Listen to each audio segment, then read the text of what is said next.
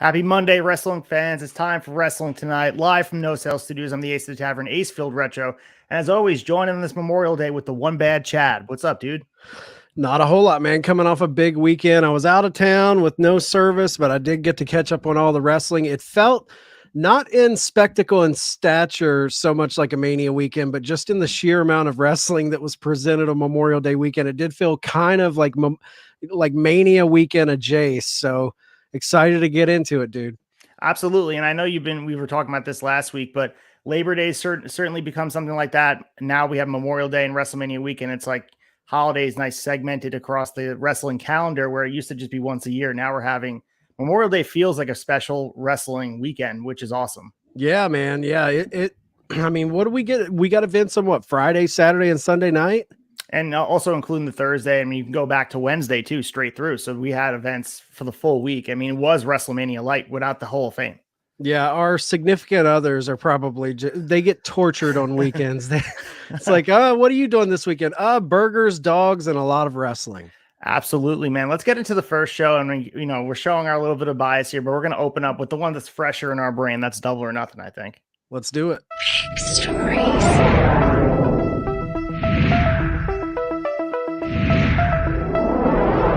Story 1. Big story number 1, Double or Nothing from Las Vegas. And don't let the crowd fool you. It was an exciting event in front of us. And I had a great time watching. Double or Nothing, as we mentioned, has become, we're trying to figure out in a 4-year history, what is the WrestleMania of AEW? Some argue it could be all out. Some may argue it's going to be all in. But for me, this is the flagship event. This is the first pay-per-view ever in AEW history. Double or Nothing feels special. And I think they did a good job of making it feel special this year, and headlined by, most importantly, the 4 pillars, some young talent being showcased. And I thought it was a really good event from Las Vegas last night, Chad. Yeah, there was, it was a mixed bag for me. I thought it was good. I thought there was some really good stuff. I thought there was some questionable booking. I think there was some forced booking that they were kind of just forced into making. And it was a good Double or Nothing. I don't know how it stacks against the other Double or Nothings of the past, but I'm never disappointed overall in an event because you usually get some big stuff in there, but it was a good show. Yeah, I agree with that. And I think if you would have taken away the 2 main events, the card would have been really weak. And I think you left on the high note of both the Anarchy in the Arena and the 4-way title match, left me feeling really good about the event. But if you go through some of the spots in there, and we can pick them apart as we go, there were some questionable decisions, and some were forced hand by them, with obviously the injury to Jamie Hayter kind of forced their hand. There were some booking decisions that seemed questionable at the same time. But yeah, there was a lot on this card that felt, going into the card, we talked about it last week, the Battle Royal with Orange defending. I thought they did the best possible job with a Battle Royal. I'm not a huge fan of them, but for the drama they created, it got that crowd in Vegas, even though they seemed like they wanted to stand on their hands the rest of the night. They were at least into it, and has me pining for a Swerve Strickland versus Orange Cassidy long-term feud based off what we saw in that Battle Royal. And they told a lot of good stories in that opening match. And again, wasn't a fan of the booking decision to put Orange in that position, but for what they did, I thought it was a lot of good action for a Battle Royal. Yeah, and I think that's they kind of set themselves up for that, because like we had seen, this Orange Cassidy run has kind of turned into just a workman's story where we're just seeing him take on all comers, come out by the skin of his teeth week after week. It seems like every week he's coming into those matches with more and more bandages, more and more injuries, which is making the run super compelling. I think he's 25 plus defenses in. I mean, the guy, I think I'm wanting to say he won this title, back in October, November, somewhere like that. It was his 23rd defense, but yeah, it was. So yeah, I feel like they kind of pigeonhole themselves into this Battle Royal just because of the story leading up to it, where they weren't diving deep into a feud per se with him. But I do agree with what you said. In that Battle Royal, it does seem like they're leaning towards a Swerve Strickland storyline. And I mean, when it was just those 2 guys left in the match, that's when it got really compelling. All the work they were doing on the apron. I loved how he eliminated. He faked going for the punch, and then he just does the nonchalant kick to the hand on the rope. I thought it was perfect.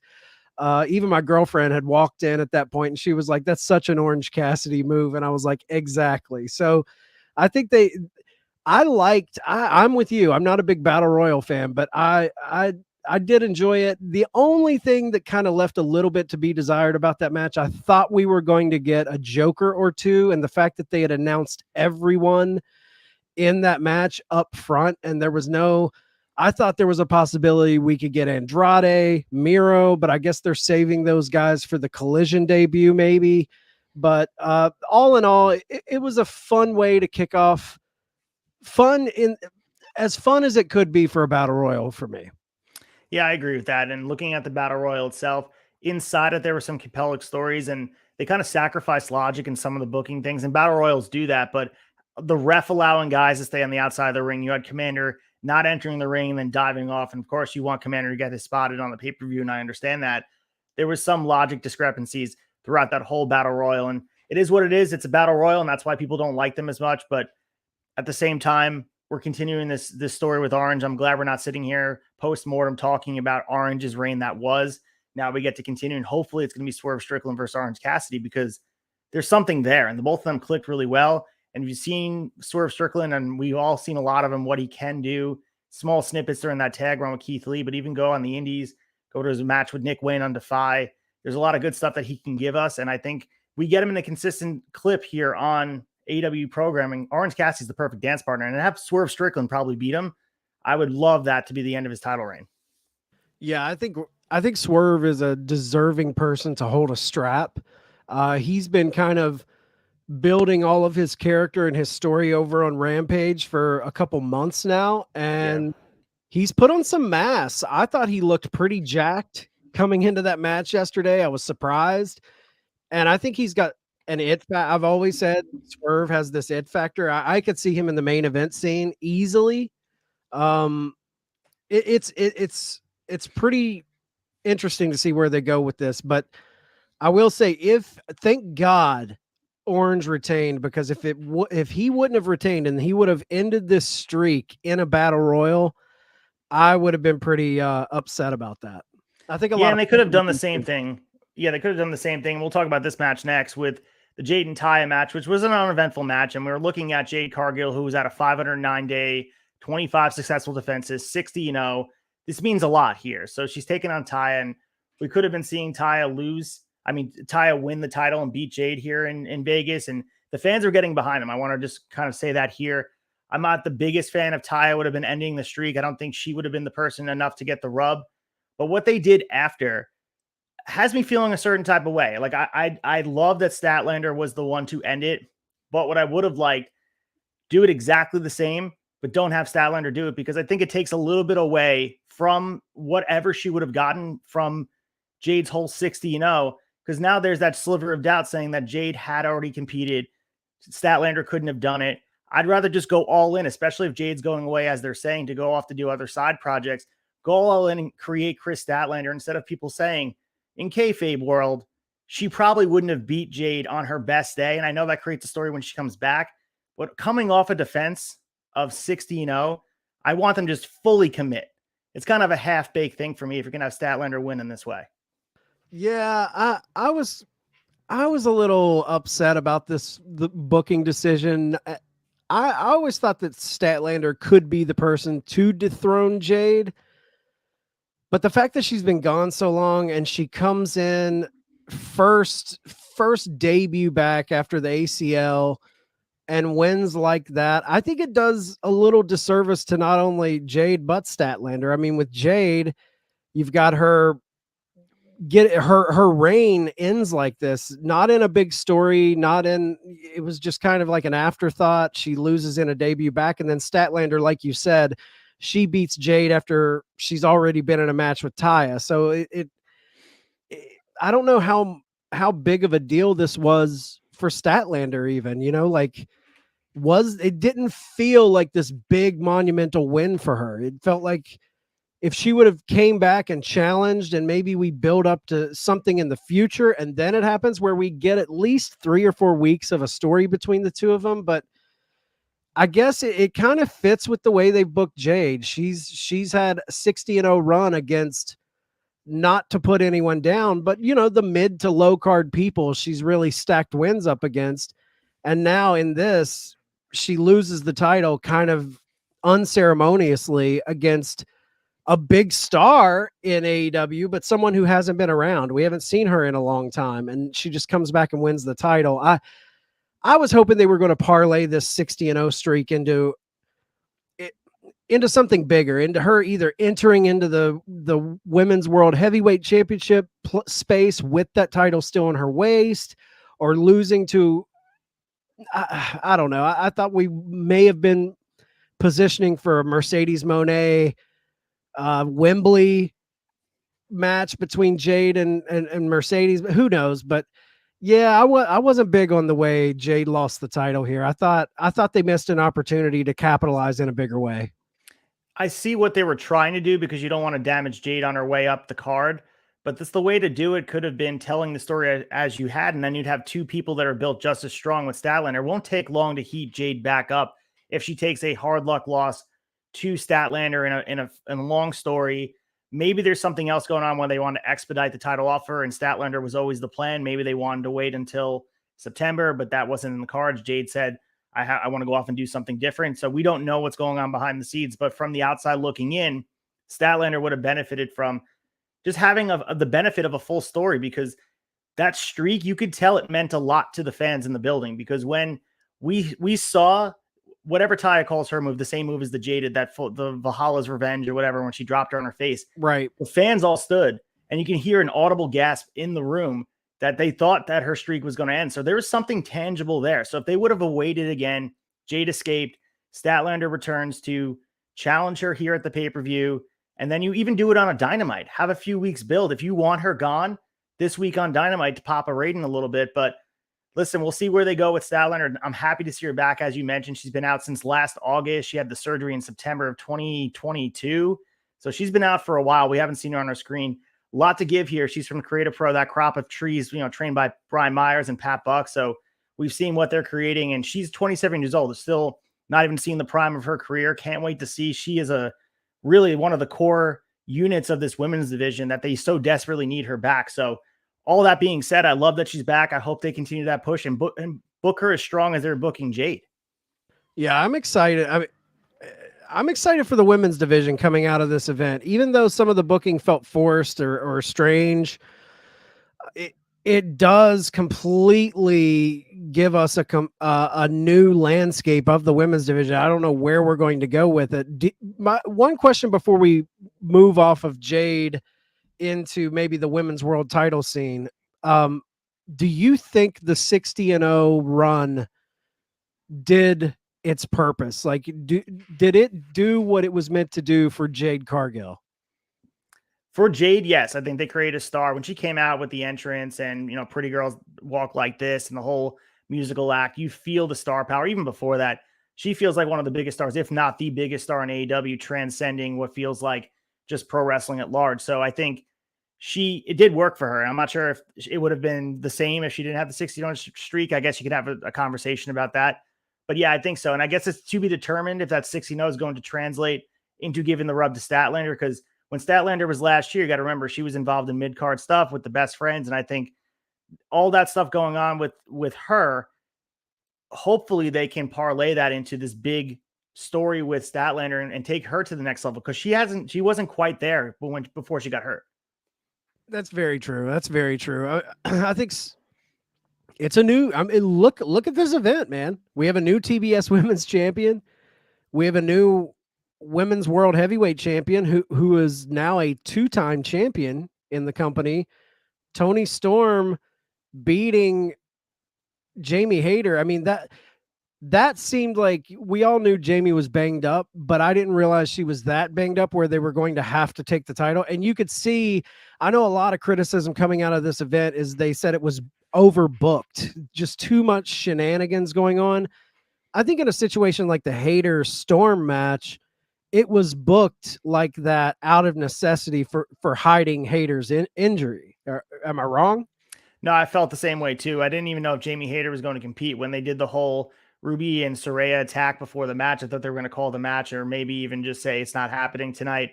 but I give Hayter a lot of credit for getting in there. And it wasn't like she just got completely squashed. She was in there bumping all over the place, and she's going to miss significant time now. And I think at this point, her reign ends. And believe it or not, she was 191 days into this reign. So a really good reign for Jamie Hayter as she stretches. And maybe if she's healthy enough to get back to All In Wembley, she's the person that I would want to be crowned again past this Outcast story. I think she's the predominant on the face side for me. I think she's been great for the women's division. Toni Storm gets another chance at this title reign as well. I mean, this is her second reign, as you mentioned. You know, she was the person that was kind of on the heels of that Thunder Rosa stuff. So she was the interim champion. And whatever people want to say about it, she was definitely damaged by that as well. So she'll get a fresh slate here to reestablish herself under this cloud of the Outcast in a good way. I think she's going to carry that story in the title, and that might raise that storyline to the, you know, to a level where it could be a little bit more meaningful. They have now the title in their grasp, which is a big deal on their end because that's what they've been after. All this destruction has led them to have the champion in their camp. So I'm curious to see how they book this. Unfortunately, it feels like it was a rush decision because Jamie got hurt, forced their hand. Do you think this, is this lining up just for Hayter to get a second crack at it? Or is this like the beginning of possibly fragmenting the Outcasts already, which I think is, if they do that, it's a little premature, but I could definitely see them trying to line up Saraya into that world title picture as we head into Wembley in August. Whoever holds that title, I could see it Toni Storm versus Saraya. I could see it being Toni Storm, Jamie Hayter again. There's a lot of options on the table, and we're forgetting with Jade Cargill dropping that TBS title. I think there's a good chance she steps up into the women's world heavyweight division. She could be vying for it at a certain point. Yeah, going back to Jade for a second, Fightful reported that she's going to be returning to action. They don't know when after she's off for this limited amount of time with a, quote, personality shift down the road. So whether that's just a face turn, I don't know what it's going to look like, but we'll see with that. But I agree. I don't think she's going to go back into the women's division just to go back for the TBS title. She is, by all intents and purposes, your biggest star in the women's division. There's no reason why she can't be going for the biggest title for All In for the immediate. I think it really depends on Jamie Hayter's health, and I think that will determine two things. And I know it's like low-hanging fruit for the countrymen or people from the UK to go for the title, but with Saraya as the person that she would be, I guess, challenging if Jamie Hayter can't, maybe that determines if Jamie Hayter can't go, maybe that's the determining point of getting rid of the Outcast sooner than you want to. But for me, story's just getting started with the Outcast. I would love to see them run roughshod with now the title in their camp, similar to the NWO. You don't want to be compared too much to them, but now they have the title, they're dominating the women's division, and have them go on a little bit of a reign of terror on their own end and find a way to just wreak havoc on everybody. And you got what you wanted, but I think they have to be a unit, you know, and I'm not saying do the Freebird rule with the three of them as the champion, but operate in that way where you guys are representing the division through anarchy. Yeah, I love the way they were all in support of Toni winning. There was no look from Saraya of jealousy. I was worried that they were going to shoot that early. So I like the unity still in the Outcasts. I don't want to see them end it like you. I think, you know, have them reign with that title for a while. Have they said why Jade is taking time off as that came out? No, it just says she's taken several weeks off to work on her own personal projects. That's what the only thing Fightful said. And, okay. You know, that's a vague thing. So it might just be her wanting to, whoever. I mean, she's entitled to do the things that she wants to do. So we know that she has interests outside in acting, and she's involved in, you know, friends with musicians. So who knows what project she has cooking up? Because as we said, she's a transcendent star that's getting a lot of buzz outside of wrestling. So Absolutely. I can imagine that AEW has to capitalize on her while she's here until she becomes too big for the brand, similar to all the stars we see elsewhere where wrestling becomes secondary. Yeah. Her coming back with a fresh look, fresh attitude. This could be a big back half of the year for Jade Cargill. I think this is where we finally see her get pushed as the star she is. Not to say they weren't pushing her. I mean, she had a 60-0 reign, but I think we're going to see a heavy push for her when she does return. So moving into the tag title match, and this was like booked, and I was listening to the Observer Radio earlier today, and they were absolutely right. This was booked like an old school Midnight Express match, FTR and Jeff Jarrett, with all the heel tactics, all the face tactics, and the shenanigans that happen outside the ring. just I don't want to say paint by numbers. I know that's something you say, but this felt like a match where it was just fill in the blanks. Tale as old as time, faces versus heels, with some of the stuff going on where there was at least some near falls here where you thought Jay Lethal and Jarrett would get the win. I love the Aubrey guitar spot. Kudos to her for taking her first bump in a meaningful story. There's no faking that. So even you gimmick the guitar, you're still taking it to your head, no matter if Karen Jarrett's on the other side of it. Thought this was a good match. Could have been a dynamite match, in my opinion. That was one of the couple matches that was my biggest critique of some of this match on this card last night, was some of it could have been on a dynamite. And that's, I guess, the bar that they've raised for pay-per-view. When you watch a match that doesn't feel like, oh my God, I'm blown away by everything, you're left wanting more. And that's almost, we're spoiled as AEW fans. Yeah, and I mean that's not only the bar they've raised on the pay-per-views, but that's the bar they've raised on Dynamite. You know, you said it could be a Dynamite match. It's like a lot of these Dynamite matches could be pay-per-view matches that they have. So I loved this match. I thought it was one highly entertaining tag match. It was very old school, basic, old school heels and baby faces wrestling, but I love that FTR brings a little bit of that into this smorgasbord that is AEW's kind of easel that they paint on, because you know, we get so much of everything in AEW, from the car crash chaos of an Anarchy in the Arena match to, you know, some of the crazy high spot luchador match styles that they present. So when I see just a down and dirty Rock and Roll Express, Midnight Express type of match, it kind of warms my heart that there's guys out there still pushing to book a match like that on a pay-per-view.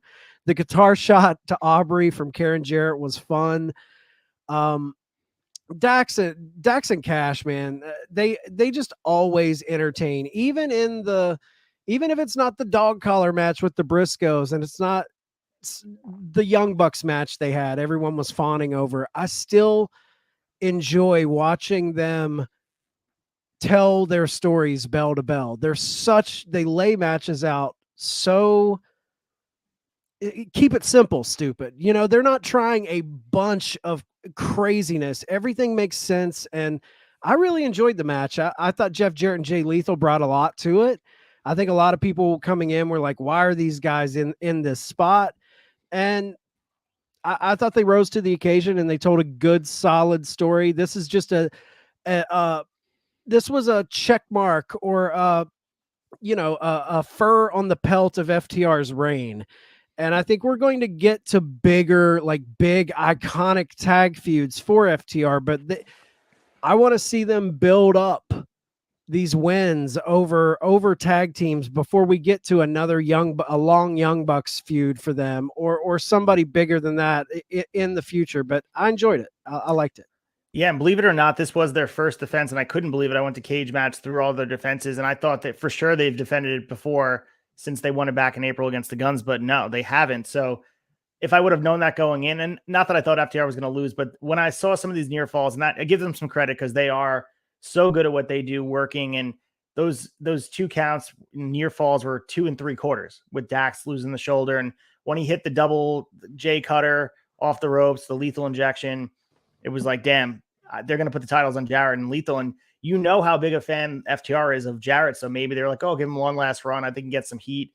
But no, the titles stay on FTR. Now we're looking towards what tag team they're going to put them in with, you know, going into these big events, because the summer is huge right now. I mean, we can look at the teams in New Japan. Maybe you want to have them work against some of those guys over there. Do you have an in-house team that you want to build a big story with it? Is it the Young Bucks following this Anarchy in the Arena stuff? I don't know, but I think the FTR is so desperately in need of a big story. Has me feeling like something bigger is on the horizon, as you mentioned. There has to be something bigger. They're 2 of your biggest stars. You have them locked up long-term. They have to be doing something big for Forbidden Door, for All Out, for All In, for Collision. There needs to be something going on with them, because they're huge for your brand, and they can't just be doing matches with, you know, small fun matches with guys that it's a fun program, but we need something with a lot of meat on the bone for FTR, similar to the Briscoe story. Where is that story for them, and who's it coming from? Yeah, that's one of the big questions right now for a company that one of their foundational blocks was tag team wrestling, obviously with the Bucks, you know, being EVPs and wanting to put an emphasis on that. The Bucks are tied up in this elite BCC stuff. You've got the Lucha Brothers kind of tied up with the ROH titles. Not to say they couldn't mix that up. They've done that before in the past, but I am fingers crossed, man. The first big feud before the Bucks, because I'm just kind of assuming the Bucks are going to be tied up with BCC for a while.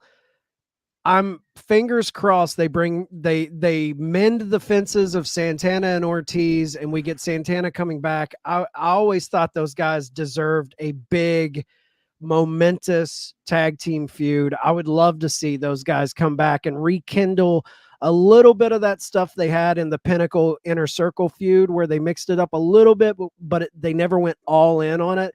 And I know FTR has been very vocal that that's a team they really wanted to feud with. So hopefully that's something we can see in the future. Yeah, before we move on to the trios match, I think maybe they had Aussie Open penciled in, especially now that they're all elite. But with Mark Davis getting hurt, maybe they're putting some side things on that and postponing. I mean, Davis isn't out for an extended period of time. I know he's having some procedure done on his knee. It's not going to be months and months and months, but it's going to put Kyle Fletcher in position where he has to work as an independent singles wrestler for a little bit here. So maybe that the FTR Aussie Open feud would have been continued. To me, if you look at the 2 years in comparison, 2022 is the year of FTR. And 2023 is the year right now of Aussie Open prior to getting hurt. It's just a shame because I think the summer would have been epic. They were collecting titles. They had both New Japan Pro Wrestling titles, both Strong and IWGP. They were looking to collect on the AAA. They were looking to come to AEW and Ring of Honor. They were dominating. So I thought they were going to have the same story leading up to now FTR being on the other side, trying to stop a dynasty tag team. Maybe we'll have to see that story in 2024. Now that both these guys are going to be making a living on AEW, and we know that now. So we'll put a bookmark in that going forward. Yeah, I'm excited to see what Aussie Open does when they're both healthy. I think that's a great team for the next feud to get us to the next big thing. I do think we're in the midst of a long reign for FTR. I'll be shocked if this is only a 3-4 month reign. I think they're going to hold these belts for a while. I say, why not? Yeah, I agree. Why not? Why not? So for the trios match, it was a house rules match and it was a open invitation. But going into this, correct me if I'm wrong, didn't we know this was Acclaimed and Daddy S? Everybody was acting like they didn't know. I was going in based on the interactions on Rampage, reading things. This seemed like the built-in feud. So when Max Caster's music hit and he started rapping, I wasn't surprised. Were you surprised to see them coming out and answering the challenge? No, I thought this was known. Didn't they do some sort of trios? Thought so too, but everyone's I acting thought like there it was a surprise. trios battle royal on Rampage a month or so ago that kind of alluded to that. But maybe they went away from it and people forgot. But I wasn't shocked at all. I thought this was kind of what we were expecting. And this was a lot of fun. Of course, we had the awesome raps. If you have not heard the Max Caster rap, he alluded to Buddy Matthews and Rhea Ripley and Dominic Mysterio. Yeah, that was great. You got some Dom chants, some mommy chants in the crowd in Vegas. But yeah, this was a fun match. And again, you're looking at this House of Black. There's no way they were losing the trios titles here. But you can tell the Acclaimed still a very overact here. They've cooled off a little bit since losing the tag titles. Billy Gunn, too, walking away from this match. I'm like, damn, he looks amazing for his age right now. As we do Shot Nostalgia, shout out 7 p.m. on Friday nights here on Turnbuckle Tavern. Billy Gunn is running rampant. That's 25 years ago, guys. So we're looking at it from this perspective. He looks amazing. And of course, he takes the pin here, took a great black mass right to the face. This was a fun match. I love the lighting, everything that went into it. I'm glad they took it onto the pay-per-view model as well. That it's not just going to be exclusive to TV. This was a lot. And House of Black came out dominant. Yeah, it was. I want to see House of Black really reign with these belts too. I'm of the opinion the longer you have a team reign with titles, not only does it strengthen the team itself, but I feel like it strengthens the titles. So yeah, I think it will do a lot for this division to keep those belts on House of Black. And also, I think it does a lot for this division to have the Acclaimed shift over into the trios. They had their good fun run that everyone loved when they had the tag belts, but there's a little bit more prestige tag teams in the tag division that I think the trios division desperately needed a highly over team like the Acclaimed in there. I think them losing to House of Black does nothing, no bad to them. And I think it's moving forward. I'm excited to see where House of Black goes. I'm excited to see what the Acclaim does in the division. So it's all good things coming out of this match, I felt like. Yeah, and built in, you got Daddy S taking pins, and Max and Anthony Bowens have no worse for wear here.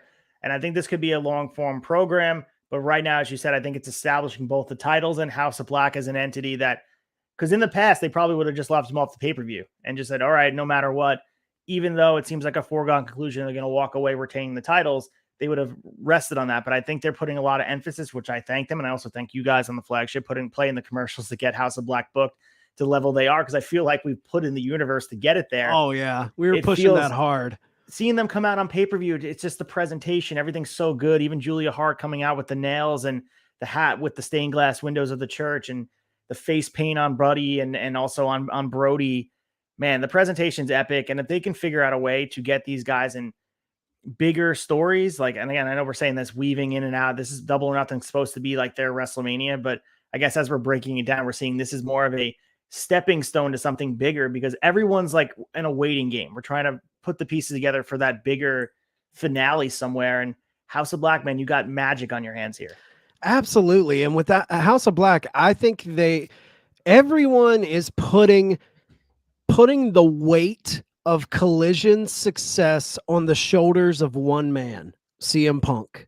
Everyone think they're in that death spot of Saturday nights against college football and all of, UFC and all of this competition, WWE pay-per-views. But I think a team of guys that could really shoulder some of that weight outside of just CM Punk and could really bring some viewers is House of Black. That is Destination Pro Wrestling. That is a segment of, they've got one of the best entrances in wrestling. They have one of the best just character looks, vibes, auras, whatever you want to call it. And I think when they come out, people stop, people watch. And their matches are incredible. If you take that team and wrap them up in a 2-3 month storyline right out of the gate in Collision, where we know like, oh shit, what's happening here? And each week we're getting kick-ass vignettes, kick-ass matches, good promos, because that's something we haven't got to see a lot of in ring from House of Black. They do a lot of the pre-tapes, but you have like a lot of untapped things you haven't fully tapped into with House of Black, where if you put them in a big feud that leaves us every week guessing what's next, what's coming next, I think they're a faction, they're a segment on your show that people will tune in to watch. So I think their success and their booking and their storytelling is going to be monumental to Collision's success. I agree with that. And moving on here to the TNT Championship, Wardlow against Christian. And this match was as expected. Wardlow, for the bigger guy, bumped all around for Christian, making it safe. And there were some spots that Christian took some risk on. But for the most part, Wardlow did the bumping around like Christian did back in 2001 at WrestleMania 17. So good match here. I mean, some goofy stuff, of course, with the biting of Arn Anderson biting Luchasaurus's. I was all over that. I love that. I'm just saying it was goofy because you could see the blood packet and you saw the prosthetic on the table. So if you're looking carefully enough, and I know we watched a lot of wrestling, so that stuff sticks out, pun intended, like a sore thumb when I'm watching it. But thought this match was good. Wardlow made the best of what he was given here, and crowd was not feeling a lot of the action until, they were chanting for the turtleneck. They popped, of course, for the swanton off the ladder. They worked really hard in this match, and I appreciate the effort both these guys put in there. Did it raise the TNT title back to where it is? No, they still have some work to do to rehabilitate that title and the damage they have done over the past 6-7 months with that title. It's going to take some time, but moving in the right direction. I thought this was a good match. Right decision. Have Wardlow continue the reign here. Don't hotshot it again, and we continue on. But I give Christian a lot of credit for with the injuries and a lot of the miles on that body in a ladder match. Shows how much Wardlow is viewed in his eyes as a successor to whoever, as a main eventer, because Christian wouldn't just do that for anybody because he doesn't have to, For what this match is, I thought it was done the exact way it should have been done. Christian worked safe in a highly dangerous type of match that he's known for. It didn't make him look weak either. The way they booked it, it didn't feel like, oh, they're just avoiding spots for him. It felt organic. the bringing in Luchasaurus to even take some bumps, some risky bumps, bringing in 100%. Arn to do that. Yeah, you can scream overbooked. I scream hell of a lot of fun. This is Attitude Era booking in a way with this match. I thought it was a great pelt on Wardlow's belt, man. You've got a ladder match king under your belt now. Let's continue this reign. I like Arn with Wardlow. And just a quick shout out to Christian, man, because you're taking a guy who really has his ear to the ground of the fan base. He heard the bullshit of the turtleneck. The dude leaned into it. Now his ring gear is a turtleneck. And it's a genius way. You know, wrestlers get a little older, and we talk about on the flagship, they eventually turn into t-shirt wrestlers because they're, you know, it's a body business. It's all about aesthetics, and maybe they're not as happy that upper body isn't looking like it did in your 20s. And a lot of times you throw a t-shirt on and the crowd knows what's going on. But the fact that he found a way to become a t-shirt wrestler, but work that turtleneck in, I'm like, that's a pro move, Christian. Kudos. So before we get to the two main events, we got to talk about Adam Cole and Chris Jericho. This match ended with a ref stoppage after awkwardly Adam Cole got the chain wrapped up on his leg. So kind of limited how much you can get into the punches. Thought they did a good job of building Adam Cole up to a level where, because again, they got to get him ready for MJF. I feel like he's the next opponent. Whether he's going to take the title from MJF, that remains to be seen. I personally don't think so. I know you agree with that, but he needs to be built up to a point. And Chris Jericho at this point is like that door you need to open in order to get to the main event scene. Thought it did its job. Some of the stuff they put in here with Saraya and Britt Baker, that was well done. And I feel like, I guess they're done with Jericho and Adam Cole. Maybe not. Maybe we'll get, I know we have a tag match on Dynamite. Maybe that will put the finishing touches on it. But I think where the story goes from here is I think both go their separate ways following this tag match with some mutual respect or something like that.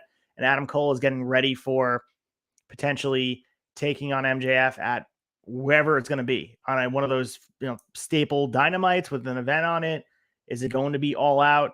Is it potentially going to be at All In? Do you dare put the title match being Adam Cole versus MJF at that pay-per-view in front of Wembley? Maybe personally, that's not my booking decision, but who knows? But I know that Adam Cole needs to get ready for it. Do you think it did that job for him here against Jericho?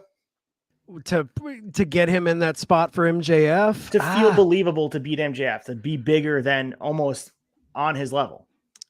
No, and not so much in stature of like Adam Cole isn't on MJF's level yet. I don't think it's that. I just don't think timing wise it's time. You know, like I would not be opposed if they flirted with the idea of Adam Cole's wanting to go after MJF, but someone comes in to interrupt that story, and that becomes Adam Cole's story. I feel like Adam needs a bigger story before that. I like this Jericho story. He needs something else. I just think they're in a really, really tricky spot with Adam Cole because I don't feel like he can challenge for that world title again and lose.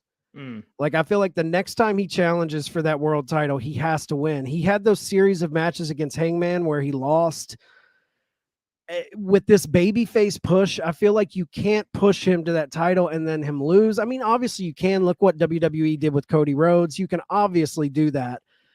But there's a part of me, it's like, hold off on it, just sending him to MJF, because I think MJF should continue to reign.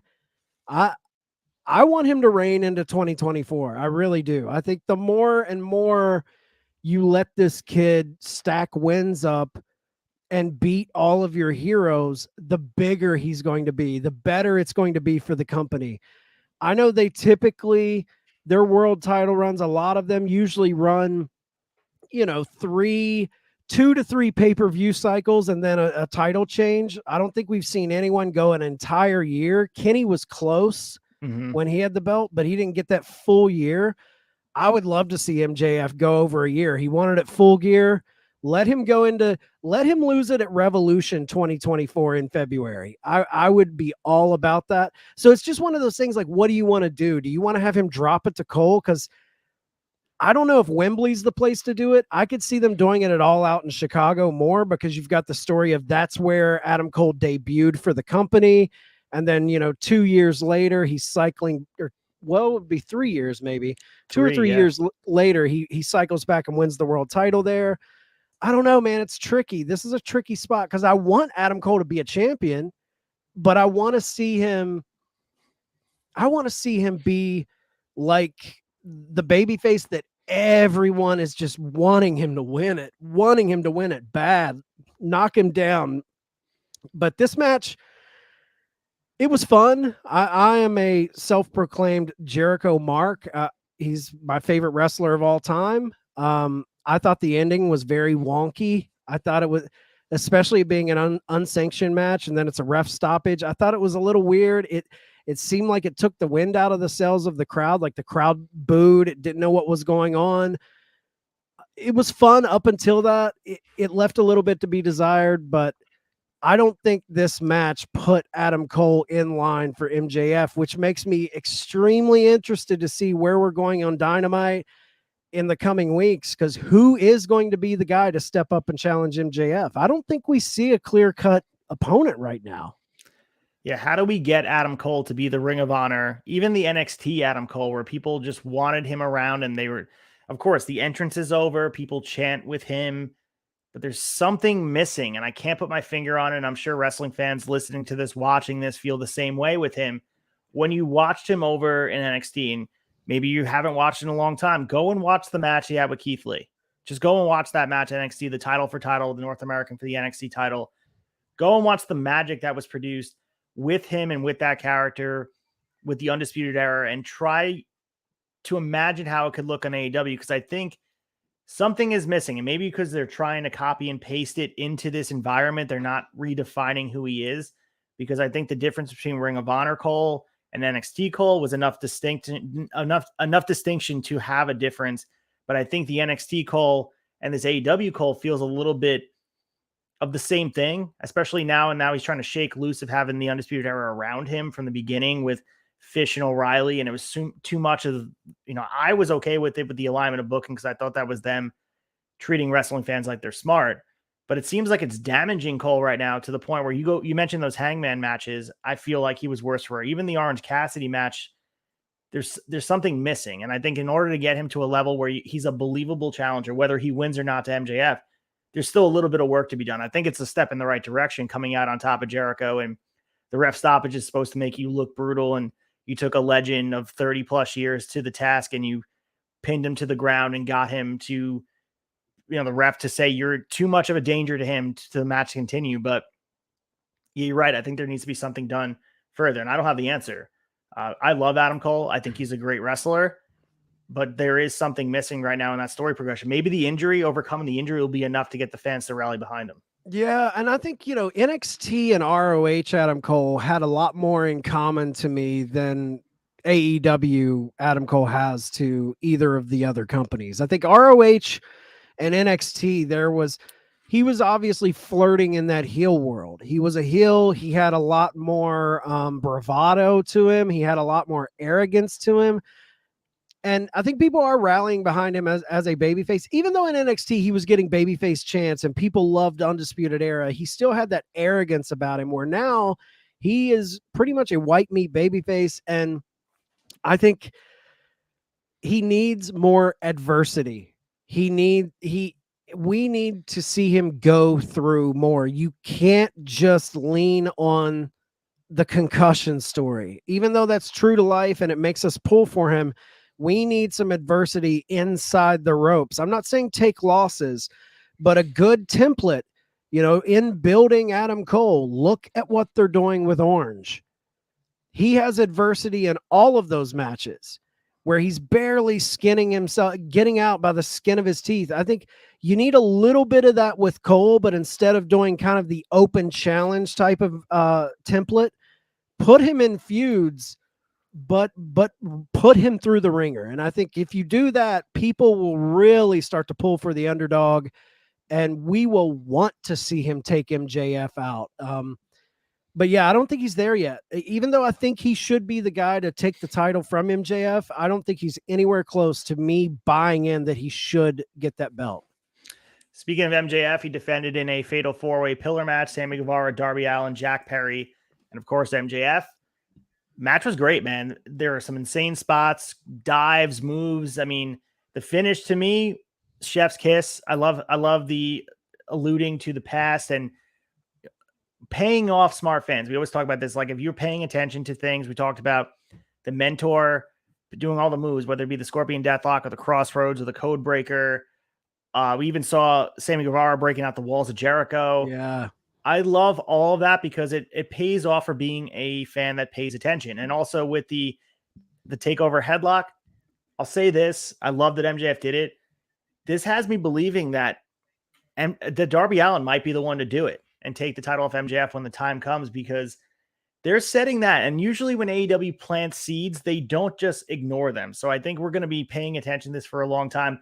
And it could be Darby gets his win back again without the title involved, and they may do that. But just know, at some point, by the sound of my voice, wherever you're listening to this, Darby Allin will pin MJF again with that exact move. And I think it's going to be for the AEW title somewhere down the line. I even if it's 2 years down the line and it's MJF's second reign as champion, I think you're right.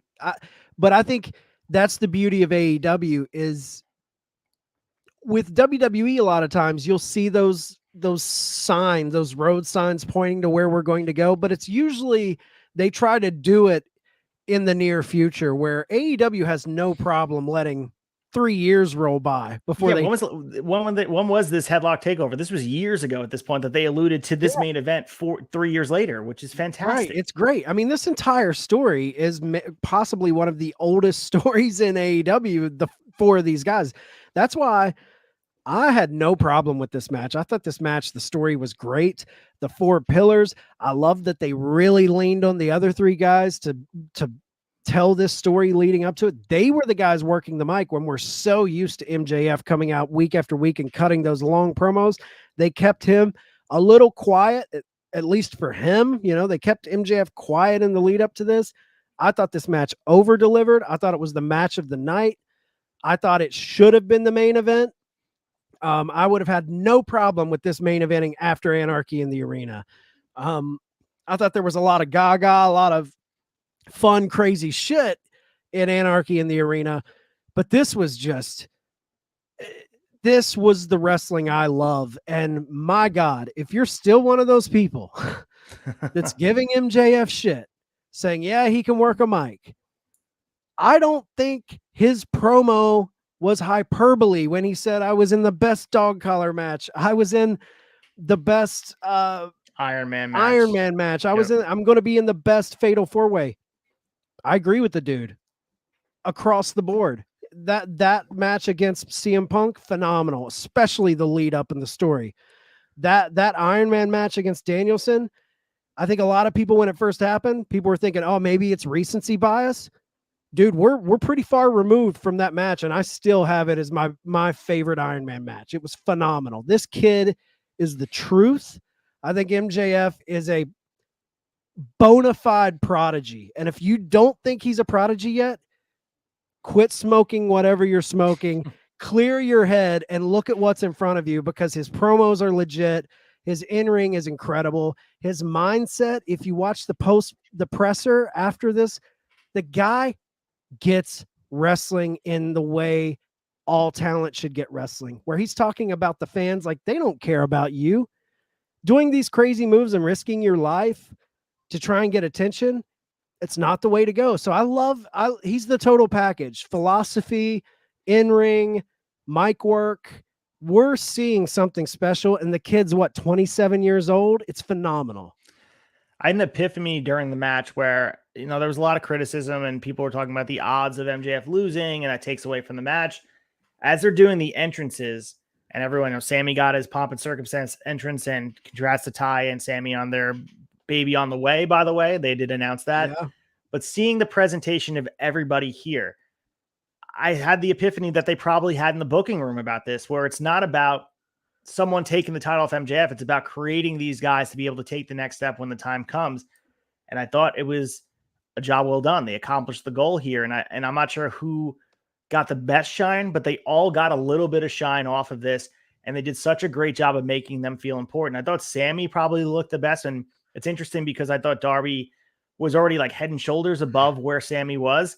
But I think Sammy had kind of caught up to where Darby is now, and Jungle Boy is tailing behind, but not that much. And I think this match's job was to make everybody feel like these four guys, well, the three of them aside from MJF, should be main eventers, and none of them stuck out like they shouldn't be. There's a lot of times where you're watching matches across different promotions where they may try to force a guy in the main event where they're not fitting there. Didn't have that feeling at all. I thought every single one of these guys had a moment to shine here. They had their ability to show what could be.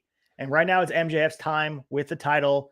But I truly believe at some point, each one of these guys will have their chance to be the world champion.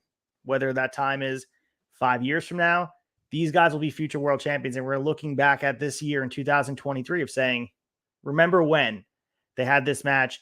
This was the coming out party for a lot of fans that weren't familiar with their work. For all of us, we're familiar with Darby and Sammy and Jungle Boy have done over the past 4 years.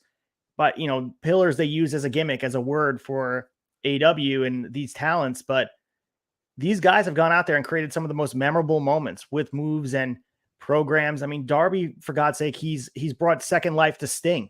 So, yeah. I think we need to appreciate what we're watching. And I do appreciate the fact that a pay-per-view, I know it wasn't main evented. It wasn't the last match. It wasn't the closing scene, but the confidence Tony Khan and everyone behind the scenes has in their homegrown talent.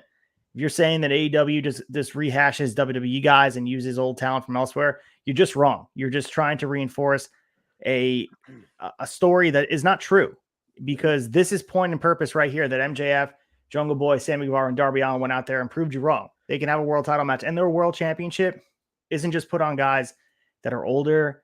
It's guys that are up and coming, and this is a beautiful thing. And I think it will age well over time. It's going to be one of those matches where you're going to look back in kind of compilation packages years down the line when they have this AEW streaming service. And this is going to be a match that people look upon very fondly. This match is a microcosm of the credo of AEW when it started.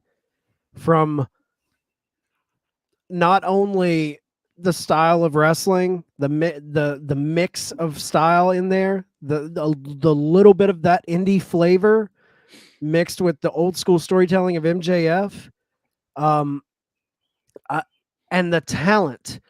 If you remember when this company started, one of the big critiques, all their guys are small. Look at Sammy, Jungle Boy, Darby. These aren't your main event type of guys you see in WWE. And they're showing that these type of guys can feel important and feel like top guys. This was like a stake in the ground, planting a flag and being like, these are our guys. This is our future. These guys can do it. They're just as important as any main event guy in any company. I totally bought in. I think all of these guys will have a chance to hold a title, if not MJF's title. I could definitely see all of them holding gold. I mean, I think right now the only one that's held gold is Sammy and Darby. They've each held the TNT title. Well, Jungle Boy's tag. Yeah, I'm talking more singles, but Right. but kudos to MJF because he's just like these guys. He's younger than a couple of these guys. I think he's younger than Darby and he's younger than Sammy, I believe. But to be in a position as a young guy where your job in this match is you're helping your peers get up to your level. As far as like behind the scenes, that was the purpose of this match. I don't think anyone thought any of these guys was going to lose. I think everyone thought MJF's reign would continue here in some way, shape, or form. But all of these guys gained something from this build-up, from this push. So hats off to all four guys. I'm a fan of all of them. I think they all got a little something from it. And if you're right and we move into a Darby-only feud and we get Sting involved with MJF in the swan song of Sting and we play into that, that could be a fun little holdover until we get to Adam Cole, until Adam Cole's ready for MJF. So the main event of the night was the Anarchy in the Arena. Blackpool Combat Club was taking on the Elite. And this was the second Anarchy in the Arena, and you can have the discussion whether this topped the first one. And I think we need some time to pass before that happens. But I mean, I think it lives up to the hype in the name. And you talk about the brawl and people where we had exploding super kicks would actually the explosion actually happened. So I did have that in my notes here. We got the barbed wire, obviously, with Jon Moxley, Kenny Omega. We got, I think it was Nick Jackson's back of his heel driving into the thumbtacks. Yeah. And of course, biggest story is Takeshita turning heel with Don Callis and leaving more. We want to talk about storylines, leaving you wanting more. We're left wondering what if. Right. And is Takeshita with the BCC? Is he not? He wasn't really posing with them. What is the intentions of all this? And we also have the promo that happened off air where Kenny Omega was alluding to getting some help outside of AEW, Ibushi, and potentially Okada. We could be having blood and guts with all these guys involved.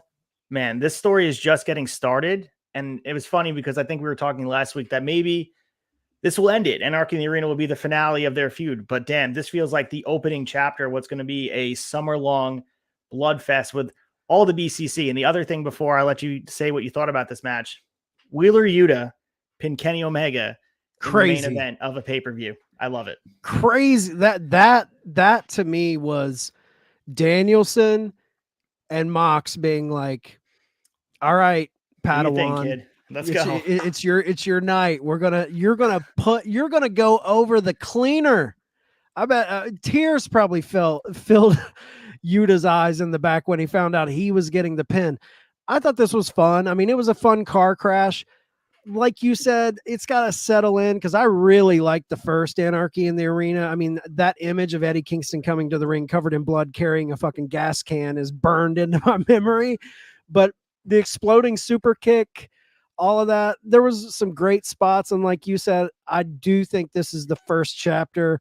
If we get BCC with Takeshita taking on the Elite with Okada and Ibushi, wow.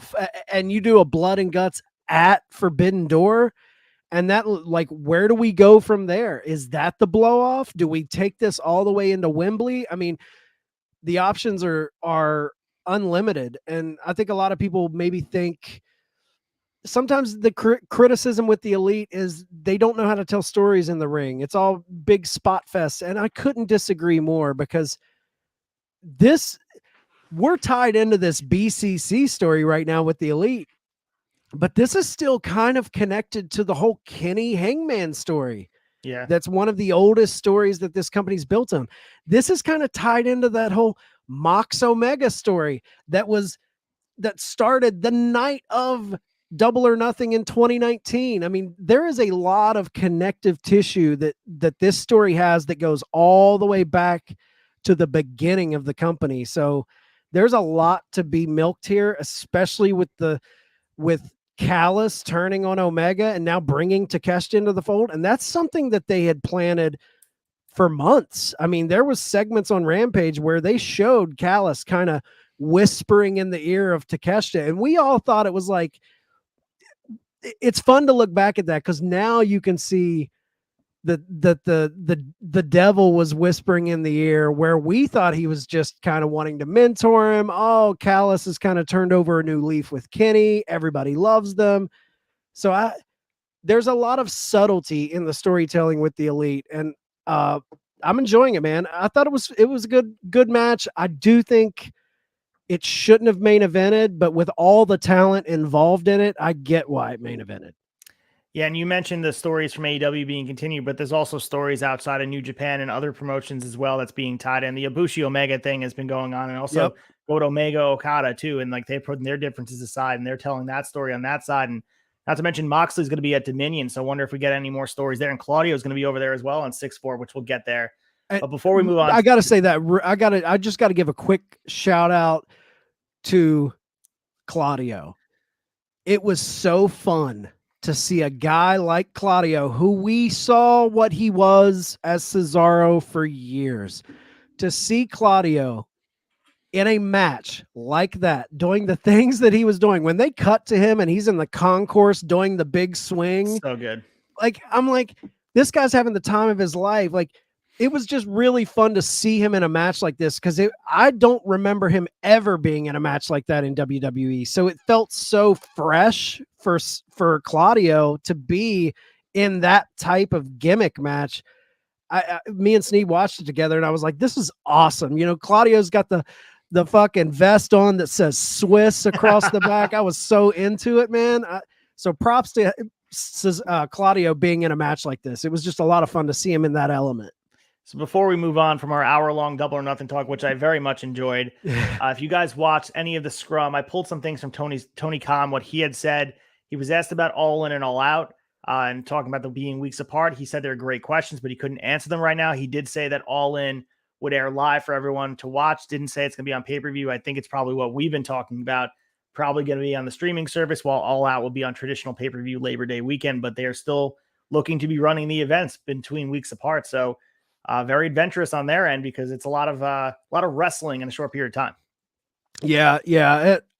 I think we're on our way to Max. This maybe we're wrong, but I think All In is going to be bait for the wrestling fan to sign up for HBO Max or whatever they're calling it. But real quick, Ace, before we move on, our comments was blowing up. I apologize, guys. I wasn't even watching it, but I just want to shout out a few people. We got DeCall up in there. He says, could they bring in Britt Baker and make her champ again? That way, when Jamie comes back, they can have the heel turn. We got Nick from Ring Fanatics. I say Jade Cargill faces Tony at All In. That'd be great. Got J-Bone in there from Raw Down, our very own Raw Down. What's up, fellas? Great weekend of wrestling. He also says, I don't want to see Sting versus MJF in a career versus title. I say book it in a main event of first night of Collision. Damn, that's a big, I would tune in for that. Get people to tune in on Saturday. What's up to the Broadcast podcast watching? And J-Bone finishes up, says, just a one-off match for the title at Collision. No need to put career on the line versus MJF. I agree. I don't want to see, I think Sting's career match should be at All In. If you're going to do it, put it in front of the as many people as you can get, you know. So finishing up on the Tony Khan stuff, he did say something very interesting. Of course, they did the Owen Hart Cup thing on the buy-in. I came out wearing that hat that everyone was memeing. He said that potentially some of the names mentioned, and he just mentioned this person out there, Jushin Thunder Liger could be a part of the appearance, and saying he's optimistic that it could happen. Of course, he's retired. Maybe he's going to be appearing in some sort of like judge role. I don't know what that means, but I think a judge role. They did say he's going to be, but just seeing him in AEW would be cool. I know that all things are I guess out in the open with Sabu showing up. Anything can happen. Of course, we saw Great Muta last year. But he also did say Goldberg was brought up again. And he said that he had spoken to Goldberg recently. However, he said it was not unusual as he had talked to him many times and have mutual friends, stoking that flame a little bit for All In. But all in all, the Tony Khan scrum was pretty uneventful. The MJF stuff got a lot of stuff. I put a reel on there that got like 500 likes within the first 10 minutes. And it's him working everybody about the 2024 stuff. But people want to believe what they believe. Yeah, we'll see. I think he's all right. I think MJF's locked up. I think Brian Myers at one point said Tony Khan and MJF were like best friends behind the scenes. They're like boys. And you can see by the booking of MJF, Tony's a fan. Tony knows what he has in MJF. But the Goldberg stuff, I've said it a bunch of times. I'll continue to reiterate it. Don't want to see him in AEW. But if he's willing to come in and do a job to Wardlow, that would be a fun head on the wall for Wardlow. That is a true passing of the torch. I think we all see a little bit of that Wardlow or that Goldberg in Wardlow with the Wardlow chants and things like that. I wouldn't be opposed to seeing Wardlow get that Goldberg head on his wall. So yeah, he's got to be willing to do business for that, though. Let's move to story number 2. Big Story 2. Night of Champions from Saudi Arabia was 1 o'clock Eastern on the East Coast. Got to enjoy it earlier in the day, which is a nice treat. Let's start with the opening match, which was for that newly crowned heavyweight championship. Seth Rollins defeated AJ Styles to become the first champion. Very good match. And this is the first world title that Seth Rollins has held since he was the Universal Champion back in 2019. We've, of course, had this title created by Triple H last month. They said they're keeping the Raw's World Championship lineage, the last champion being Randy Orton back in 2014. We talk about this extensively. You go back in the archives and listen to us talk about it's a consolation trophy. Match was really good. I thought it was great. As far as work rate goes, title doesn't mean much to me. They made the right choice. Seth Rollins has been the outlier as far as who deserves to be the guy. He's been, we talk about all the time, the guys that kind of fall in the wayside, the Macho Man to the Hogans and the other eras. You have other names as well. Seth Rollins is that, the Randy Orton to the John Cena, as you guys talked about in the debate. Seth Rollins is that guy to Roman Reigns. I'm glad that he has a championship to hold him over, but still, to me, consolation trophy, but whatever. We'll see how it's booked here on Raw.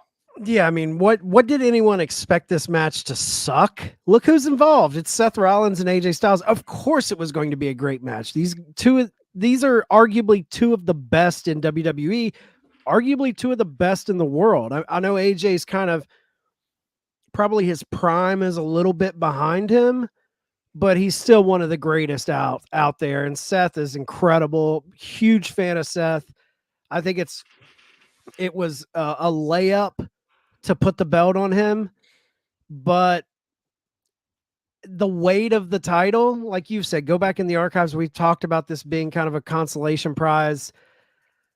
It doesn't mean much to me, even though at least they're tying it into the old title, but it still doesn't feel right, man. It doesn't feel right that a company has 3 world champions.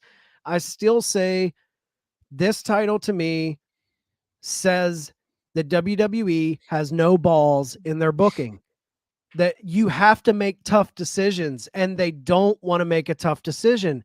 They want to have their cake and eat it too. They don't want to mess with Roman's reign, for lack of a better word, but they also want another champion. So they don't have the balls to split those titles off of Roman or have him lose both. They want to continue that run he's on, but they also want another champion. And I hate it for Seth. I'm torn. It's like two sides of the coin. I love that Seth got the belt, but I hate it that Seth hasn't had a world title since 2019. And now he gets this belt that's kind of like, you didn't win it off of a guy who's on this big reign. You didn't win it off of this dominant person. It was a tournament that just kind of came.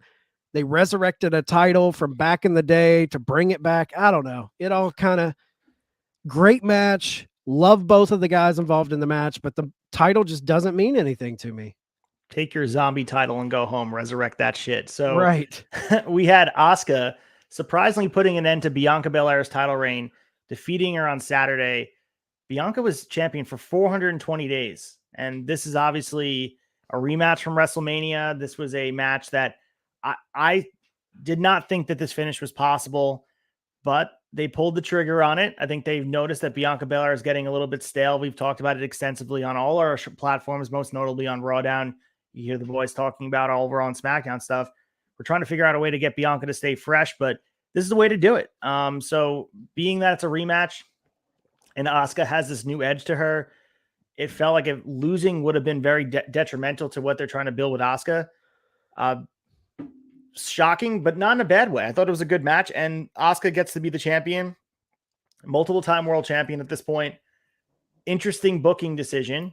Now Bianca has to fight from underneath for the first time in over a year. Yeah, this was more shocking to me than Jade losing in some ways, because I thought I didn't think she would lose like this. I just felt like this feud didn't have a lot of heat behind it. Mm-hmm. And I thought like they would parlay this incredible run Bianca's been on in a bigger moment. And I feel like this moment didn't feel big because the story leading into it didn't feel big to me. I get like it's a way to take it off and maybe freshen up Bianca, maybe have her come back as a heel or whatever they're going to choose to do with her. But I love Asuka, but they've kind of turned her into kind of silliness to me. Like even with her tapping into that old school kind of scary gimmick from New Japan she had.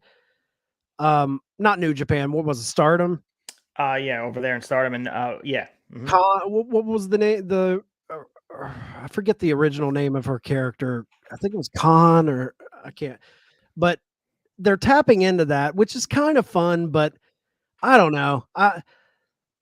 I kept saying that Bianca needs a monumental feud that we can really l- grasp onto, and I think she is such a star. But I believe when it comes to story and character, she's getting left in the dust of Rhea Ripley, because Rhea is so tapped into her character, and her story is so fun, and fans are really attaching to it. And Bianca, there's not enough story there in her feud. So I don't know. I wasn't a big fan of this match. So this puts the end to a championship reign that started at WrestleMania 38 back in April 2022, believe it or not. So a long reign, and this has been an edict sent out by the WWE brass that they wanted to regenerate and refresh all of their history books, getting some new names out there and getting guys up there. And Bianca, 420 days is good for probably the longest reign in the women's championship history. I mean, it's close. It's got to be. It's got So to be close. Yeah. but yeah, speaking of two women that have held those titles, Trish Stratus defeated Becky Lynch. I thought this was a pretty good match, especially with Trish Stratus. And I have to say, as far as nostalgia runs go, and I've been very critical of those things that they've been doing on that end of WWE, but I give them credit for one, turning her heel, and two, giving Trish the ability to stay in there and hang. To me, she hung with Becky Lynch here, and she showed what she got. And of course, she's from an era that isn't the same era of women's wrestling we see now and take for granted a lot of the times. But Trish hung around, and I thought this match was good.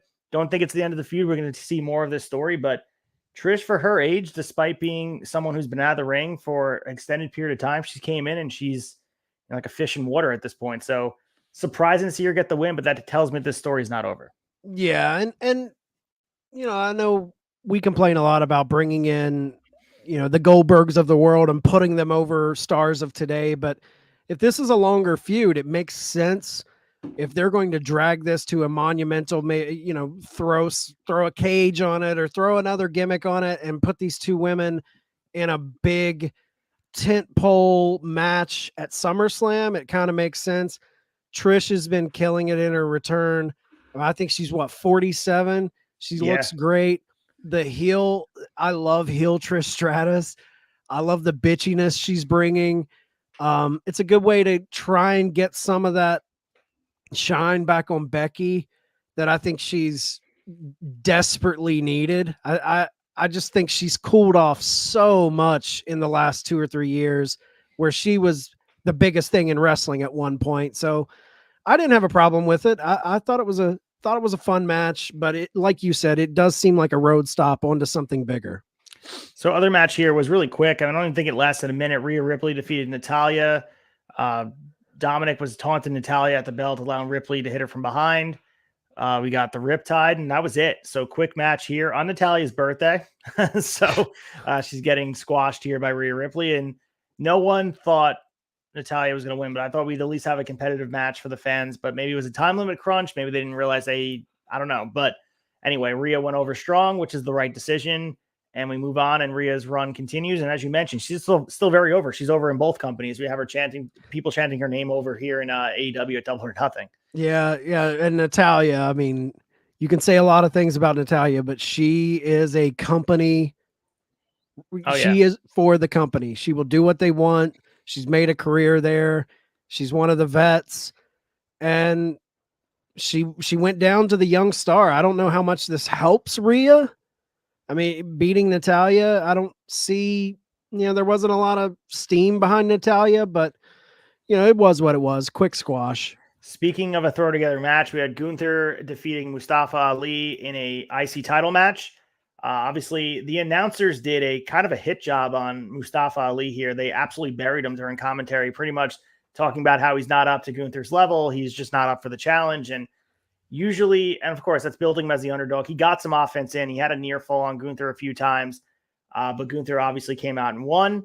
At this point, the announcers were, and I understand they're trying to sell him as an underdog, but I think they were undermining his character, where even go back to the Lesnar segment on Raw where he was upset about something and Lesnar said, grow up, kid, or whatever he said, but it's just sabotage for the character. And like, what's the point of even put him in this position if you're going to treat him that way? So whatever. I always go back to the Mustafa Ali thing. He wanted out his contract so badly, hung around because he had to. They gave him whatever they figured out for creative. Nice to see him on a pay-per-view. He gets a pay-per-view payday with against Gunther in a big spot. But similar to the Rhea Ripley match, no one thought that Gunther was ever going to lose the title here. So left a little bit kind of sitting there like, what's the point? I love both of these guys. It was better than what I thought it was going to be. They did give a little bit to Mustafa, which I liked. But like you said, they were burying the dude. I don't think that guy needs to wait for his contract, just go through the motions, because I think that big stink he rose in the press where he wanted to get out of his contract, that's stuff that Stanford typically doesn't forget. And you have to do a lot to kind of reconcile a move like that. I feel like once you go public and you bring this heat down on your, especially modern day, they tend to hold that against you. And I think we're seeing a lot of that in Mustafa. Hey, he's on a pay-per-view. A lot of guys aren't even getting on pay-per-view. So what do I know? But yeah, it seemed just a bump in the road for Gunther's reign. And Gunther's in my top 5. I love the guy. I think he's one of the best characters in pro wrestling, but I don't think anyone thought Mustafa was going to come out of this. So the first of 2 main events here, I guess 3 if you consider Seth and AJ opening the show as a main event. Brock defeated Cody. Of course, the story going into this match was Cody has the broken arm. Doctors wouldn't clear him. Definitely dramatic. Cody does a great job of selling. They had the built-in excuse of Cody losing here, of course. And with the injured arm, why not? Keeps both guys kind of strong, continues the story. And now we build towards, I think we're continuing the story for London at Money in the Bank, or maybe even SummerSlam in Detroit. But this is not done. Cody's probably going to take some time off. I mean, you would think with a broken arm, obviously in kayfabe world, it's a worked broken arm, but he would need to get it healed. And then it kind of puts some pit stops. And that's the goal at this point. How do we fill Cody's calendar and up until WrestleMania 40 in Philly, where I think that's the chance to get the title on Cody from Roman at WrestleMania 40. So they have to fill this gaps of time with meaningful things to keep Cody in the eyes of the fans as a meaningful character. And filling that gap of 6 months with Brock Lesnar will do the trick, especially when you come out for the better of that feud, where we know he's going to get the rubber match is going to go in his favor coming out after Brock broke his arm. So yeah, this match was just there for me. I love both these characters, but I always wonder what could have been, like if the title was involved in this feud, because the title obviously wasn't defended here. You could see Brock and Cody wrestling over the championship, and then imagine the drama going into this event on Saturday with the championship on the line. Can Cody compete? He has a broken arm. Lesnar versus Cody for the title. He's going to come in and defend it. And I don't know. I think the story would have been taken to the next level with the title. And at this point with the bloodline, which we'll talk about in a second, you almost don't even need the title anymore because it wasn't defended. It just, everything's falling apart around Roman. So what is losing the titles to him at this point? Because everything is collapsing around him. And I don't know. No, I'm with you. I do think this program with Cody and Lesnar, I'm enjoying it. I do like it. And I think it's a great way to tie up Cody on the way back to the title. However, if it's WrestleMania 40, if that's the destination, this is a good way to spend his time with Lesnar. I mean, Lesnar is arguably the biggest star in the company. I mean, I know a lot of people say Roman, but if you walk up on someone on the street, I think more people would probably know who Brock Lesnar is than they would Roman Reigns, but that's just me. But I'm with you. I think the further this goes along, the more I'm seeing that, was it the right move to keep the title on Roman? When it first happened, I was pissed. And then the next day after thinking about it, I'm like, okay, make Cody work for it. The story continues. I bought into that. And I'm like, yeah, that not having him not win the title works too. And I'm sure when WrestleMania 40 rolls around, everyone's going to be, see, we're here and it means more. But man, the moment of Mania 39 felt so big. And I just wonder if it's going to feel like that again. And like you said, this world title, the two straps on Roman seems to play no part in the dissension of the bloodline. It feels like the title on Cody right now in this Brock feud would mean more than what the titles are meaning on Roman right now. It just seems like these titles are sitting on Roman to gain days and break records, kayfabe records, where I don't know, man. The further along this bloodline story goes, I do start to feel like Cody should have won at 39. It's a balancing act, and I'll give them credit if they can get there at this point, walking the tightrope all the way to WrestleMania 40 of keeping Cody as hot as he is, being the hottest draw at these house shows, popping numbers and keeping people invested with the merch numbers, because he's transcending that level for fans. People are very much buying into his character. But from now, as we sit here on Memorial Day 2023 to get to April 2024, that's a long way away. Yeah. So we have to figure out a way to keep Cody relevant. Of course, you can put pit stops in the way and you can build sympathy as well. And for the people that are not familiar with the storyline that Cody's alluding to here with the broken arm, this is, of course, when Dusty was the champion and they wanted to get the title off him. He wrestled the match with the broken arm as well. So the horseman jammed him up in the parking lot. Very much paying. Cody's very aware of the history of wrestling and very much paying tribute to his father. As you know, we know that's a huge part of his, what he does here, of course, in many different ways. But I agree with you. I think there's a big piece of this that you wonder what could have been. And I think it's easy for us to judge it here in the immediate and say what was right, what was wrong. But I think as we, break down the main event just right in a second, we have to see it all play out, because I think as all these different pieces fall apart in the story, we have to see what is the conclusion when the book closes on the bloodline story and all the dust settles on everything going on. Whether it's, in 6 months from now or it's 3 years from now, I think we have to reserve our judgment until we get there, because they've been doing a great job, masterfully done from point A to point B to get to where we are. So every time we instill a little bit of doubt of how they're booking things, they kind of turn it around. And I think going to this main event with Sami and KO taking on Roman and Solo for the tag titles, we talked about it last week. Potentially, we could have had Roman and Solo walking around with those tag titles, and they could have went that route with Roman taunting his cousins with the titles, and that would have been a great optic in its own right. But what were your thoughts here on just the fact that they pulled the trigger? I mean, Jimmy Uso super kicking Roman in the face, not once, but twice, emphasizing it. There's no going back now. I mean, you could kind of put the cap on it, but it's almost like the toothpaste is out of the tube at this point. You kind of have to the Usos are a split now. We have to figure out a way to what is next in the story. I mean, if they go back from this, if the Usos somehow come back under Roman for the bloodline, I'm out. I'm 100% out on this story, because I think there's been moments already in this story where when Jimmy came back into the fold, when there was that moment where he was kind of aligning himself with Sami, and then he came back to face KO and came back to align himself with Jimmy. Jay did, to take on Sami and KO at Mania.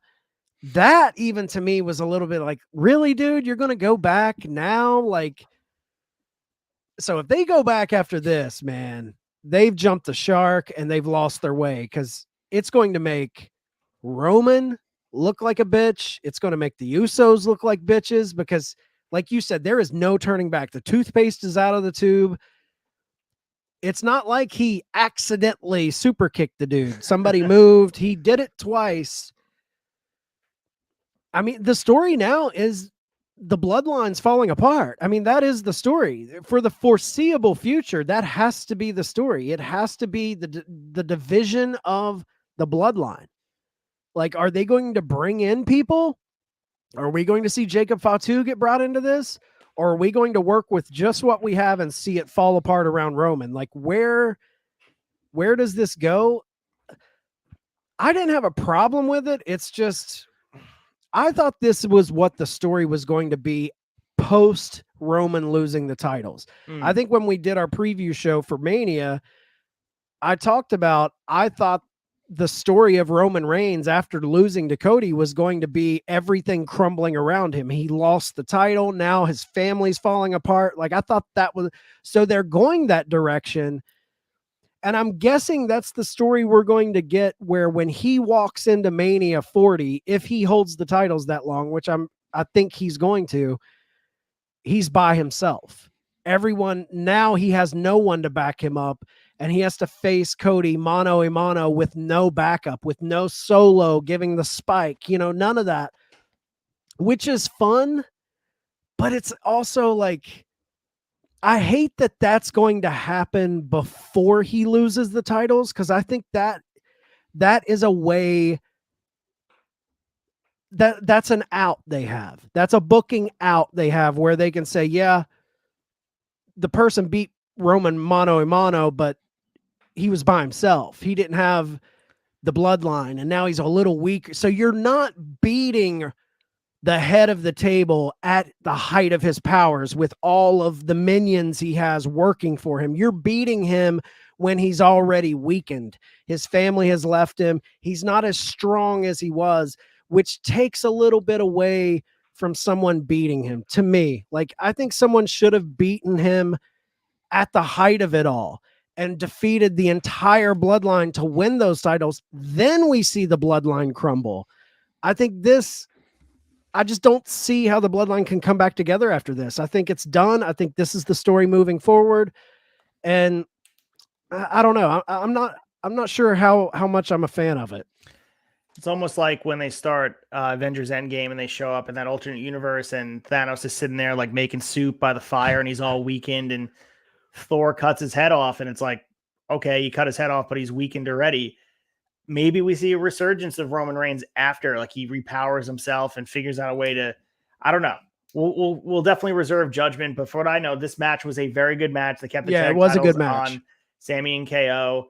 The work rate, the heat, the drama, the crowd was, they popped for everything they did appropriately, if not more so. Very, very good match. And yes, I felt this was a nice continuation of the story. And again, reserving judgment for, and it's always fun too. We could sit here and critique the different plot points of the story, but that's what it kind of makes it fun at this point. But I think ultimately we won't know until we're able to look at this post-optically and say, all right, 10 years ago, this happened. Let's look at the full picture now that we have it in front of us. We need to get the 30,000 view over the top of the storyboard. We're still in it at this point. We're on the board game at this point. We're on the Monopoly board going through the channels, and where we wind up, but can't say I didn't have fun watching this. Sports entertained for sure.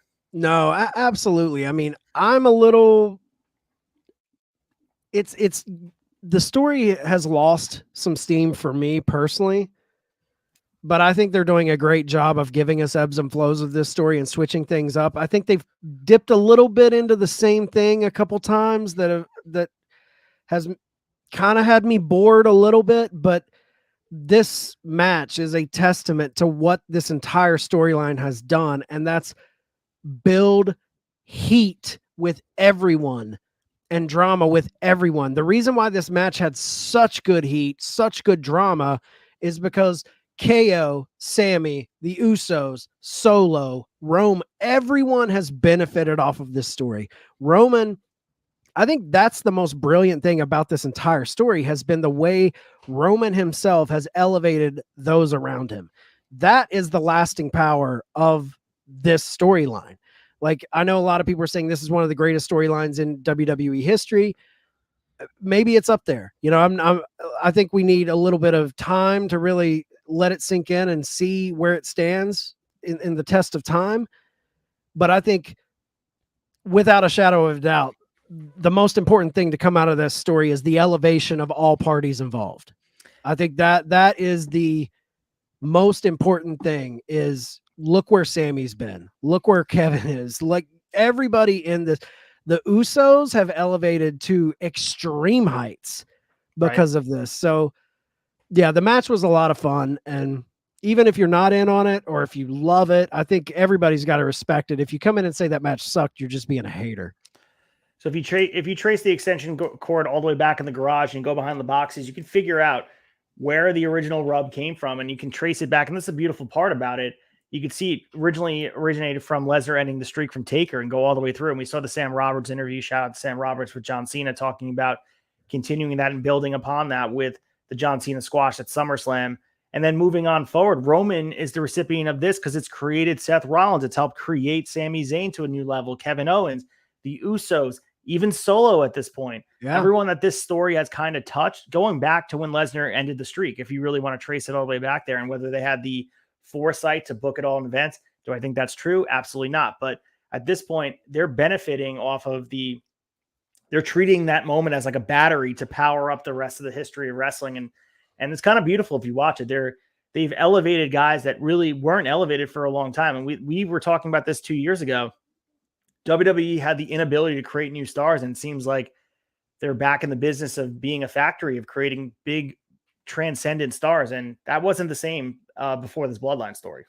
And so essentially, like, you could really look like this is kind of a study on the beauty of pro wrestling storytelling, because if you trace it all back, like you said, this is all coming from Undertaker's streak. Yeah.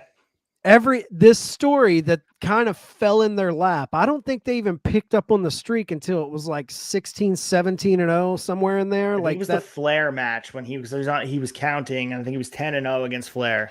Yeah. So this thing, this happy booking accident that they picked up on and made a staple of Mania, gave birth, like, the energy passed from that into Lesnar into this.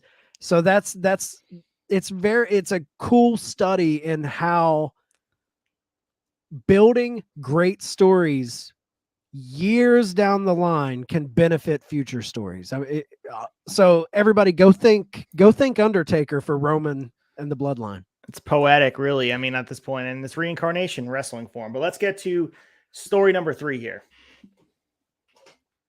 Big Story 3.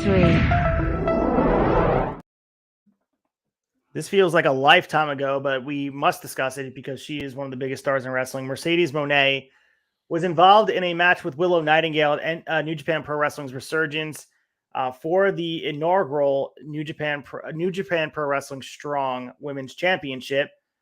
Looks like she hurt her ankle. We haven't gotten a full extent of the injury. They've been pretty private about it. We know she's going to be missing some time. They called it on the fly. Willow became the first champion, so she'll be the benefit of that. It's unclear about how long she's going to be on the sideline with her ankle injury.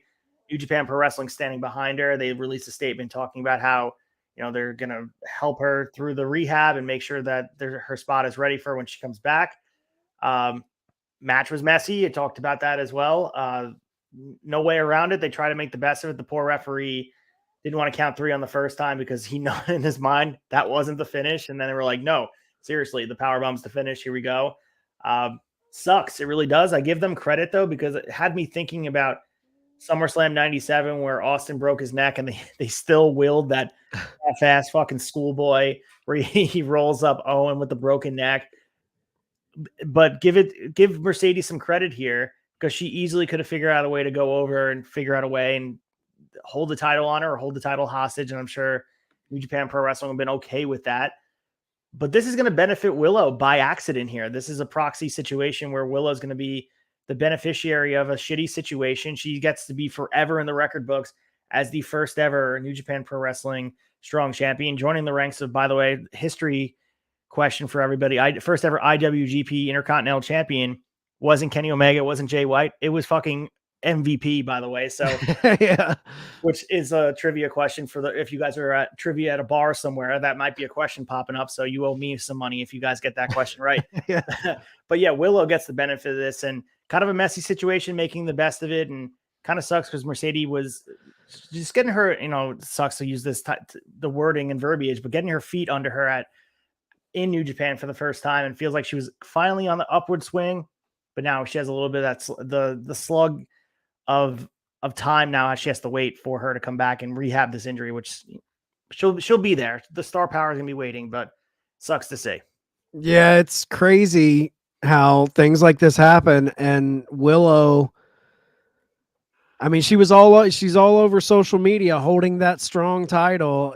It's a huge bump for her. I've heard people say that this win for her over Mercedes could even elevate her in the AEW women's division. You know, like when you have that, when you're holding that jewelry, that hardware around your waist, you got to take them a little more seriously in AEW, I feel like, so that she could benefit from an unfortunate situation with Mercedes.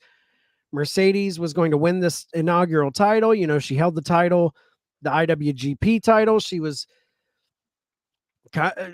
just signed, I think, a long-term, not a long-term. We don't know the extent of it, but she signed an extension. So she was going to be around for at least the foreseeable future. I wonder, they've kind of kept quiet about the extent of the injury. I don't think we even know if it's a foot injury or an ankle injury, but now you're wondering, when does she come back? Does she come back at a New Japan event? Are they saving this? And Tony's trying everything he can to get her return at Wembley if she can be ready by then. Is she even on the table for Forbidden Door 2? Because you know that was someone Tony was wanting for that. Absolutely. This calls into question a lot. And like you said, this seems like it was forever ago. I think this news broke on Monday after our last episode aired. But Mercedes is such a big star. Obviously, the WWE pedigree, the question mark of involvement with AEW, and her really being at the forefront of building a New Japan women's division and adding some credibility to that.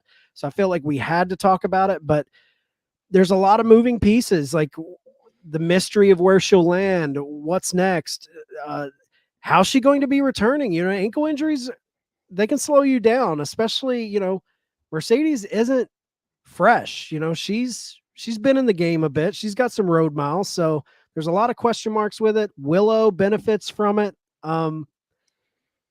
Let's see where it goes.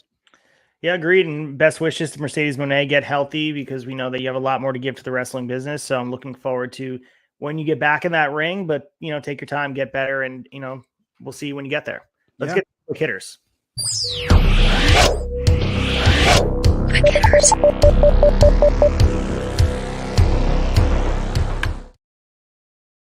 All right, for the quick hitters, let's start with Impact Wrestling Under Siege. So this was the pay-per-view that happened this week. So if you missed it, you guys are missing some good wrestling. All the champions retained their titles. We had a new number one contender for the world title made during Friday's Impact Under Siege. And we got a main event for next month against a lot. So they accomplished a lot of things on this pay-per-view. We go through most of the cards, but the two things I want to touch on first and foremost was Bully Ray returning to Impact. He made a surprise return after Macklin's victory, retaining over PCO. He attacked Scott D'Amore. They put him through a flaming table. The Motor City Machine Guns, PCO, and Matthew Reynolds all came out. We got a lot of chaos happening, but Bully Ray returning to Impact is a big deal. And of course, the other thing from that Macklin main event with PCO, of course, it's like one of those matches to build up to something bigger and better. PCO's mouth was stapled shut with a staple gun. Crazy thing. I've never seen that in wrestling. I've been watching wrestling a long time. And yeah, it was a good event. I mean, I watched it too, and it was a nice appetizer. And what Impact's been doing really well is consistent storytelling, getting people to pay off of making you believe that the stories are going to be going somewhere. And that's the best part about it. You're having contenders matches leading into title matches, building younger stars, and consistent booking, and some surprises as well. And people that are, consistent watching Impact are being rewarded handsomely. I think Macklin is knocking it out of the park right now. I mean, talk about a guy getting put in a situation to be a champion. That visual of him covered in blood, holding that Impact World title up. Kid is on the mic. I mean, I feel him. I'm bought in. This dude's a badass, like certified badass, aligning with Bully Ray, it appears. I think it's great. They put the president of Impact Wrestling through a flaming table. Absolute carnage. Makes me wonder what's next. You know, Alex Shelley's obviously getting that next shot at Against All Odds.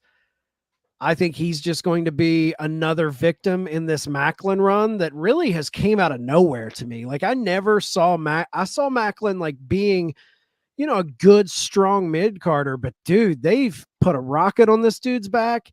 And the way they're building him, if Nick Aldis is going to be the guy to get that crack at Slammiversary in the summer, I'm bought in.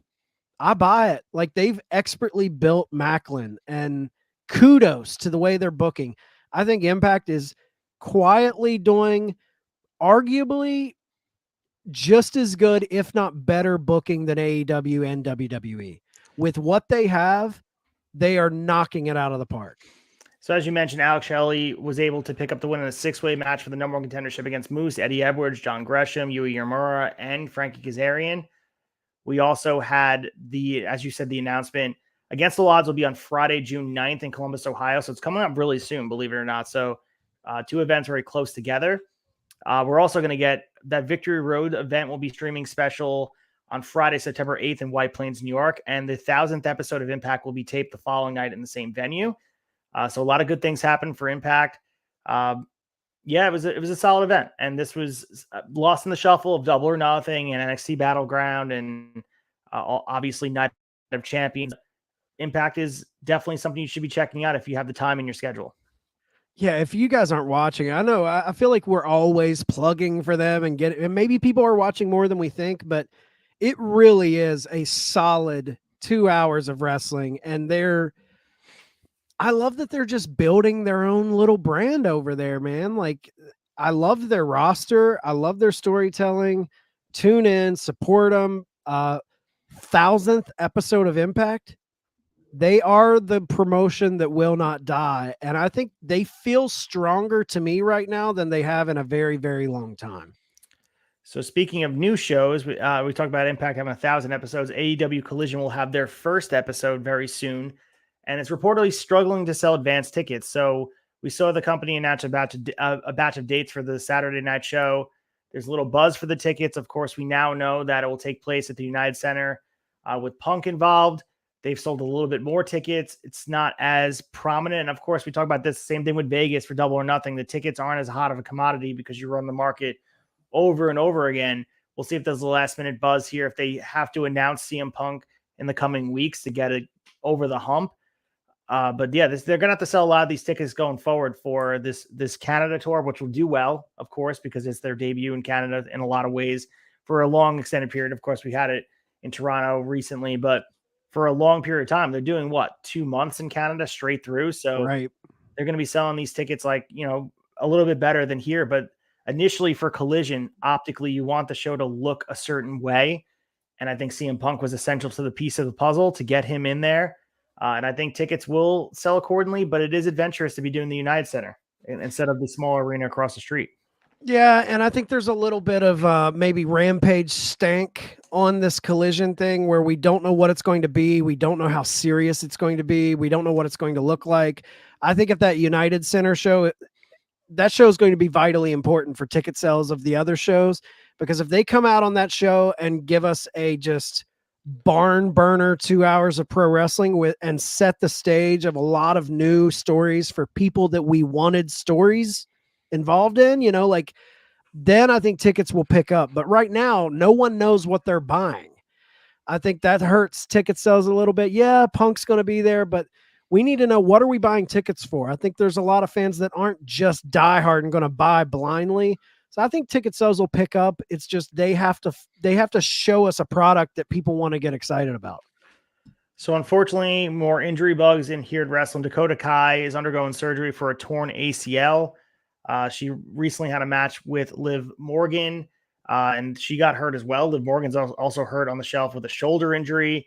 But yeah, at this point, torn ACL is going to be a while at this point. So Dakota Kai was a big piece of the women's division in this faction. I know that, people are kind of poo-pooing a little bit about what Damage Girl's been doing, and since Vince has been back or whatever, but still sucks to see her get hurt. Anytime someone gets hurt with a torn ACL, that's an injury that takes a long time to rehab, and best wishes to Dakota Kai.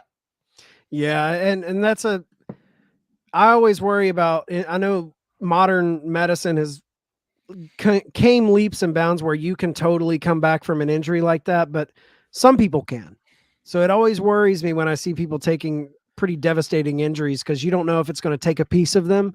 Some people are never the same. Even if they can return, it slows them down. So I hope Dakota Kai and Liv come back stronger and continue to do what they were doing. So we also had GCW joining the fun for Vegas this weekend as well. They had two events. First being GCW Lifestyle from the Silver Nugget Casino, headlined by Rina Yameshita against Cole Radrick for the Ultraviolent title. Went about 20 minutes in an epic match. We also had a triple threat match with Io Del Vikingo against Gringo Loco and Commander. Some other good stuff as well. Zack Sabre Jr. was in action in GCW against Jordan Oliver in about 17 minutes of a great match. And then the night after, they had FSW, which is Future Stars of Wrestling, versus GCW at the FSW Arena. Some great interpromotional matches headlined by Alex Hammerstone and Joey Janela. We also had a couple other matches to check out. Rina Yameshita was in action again. She took on Maserati.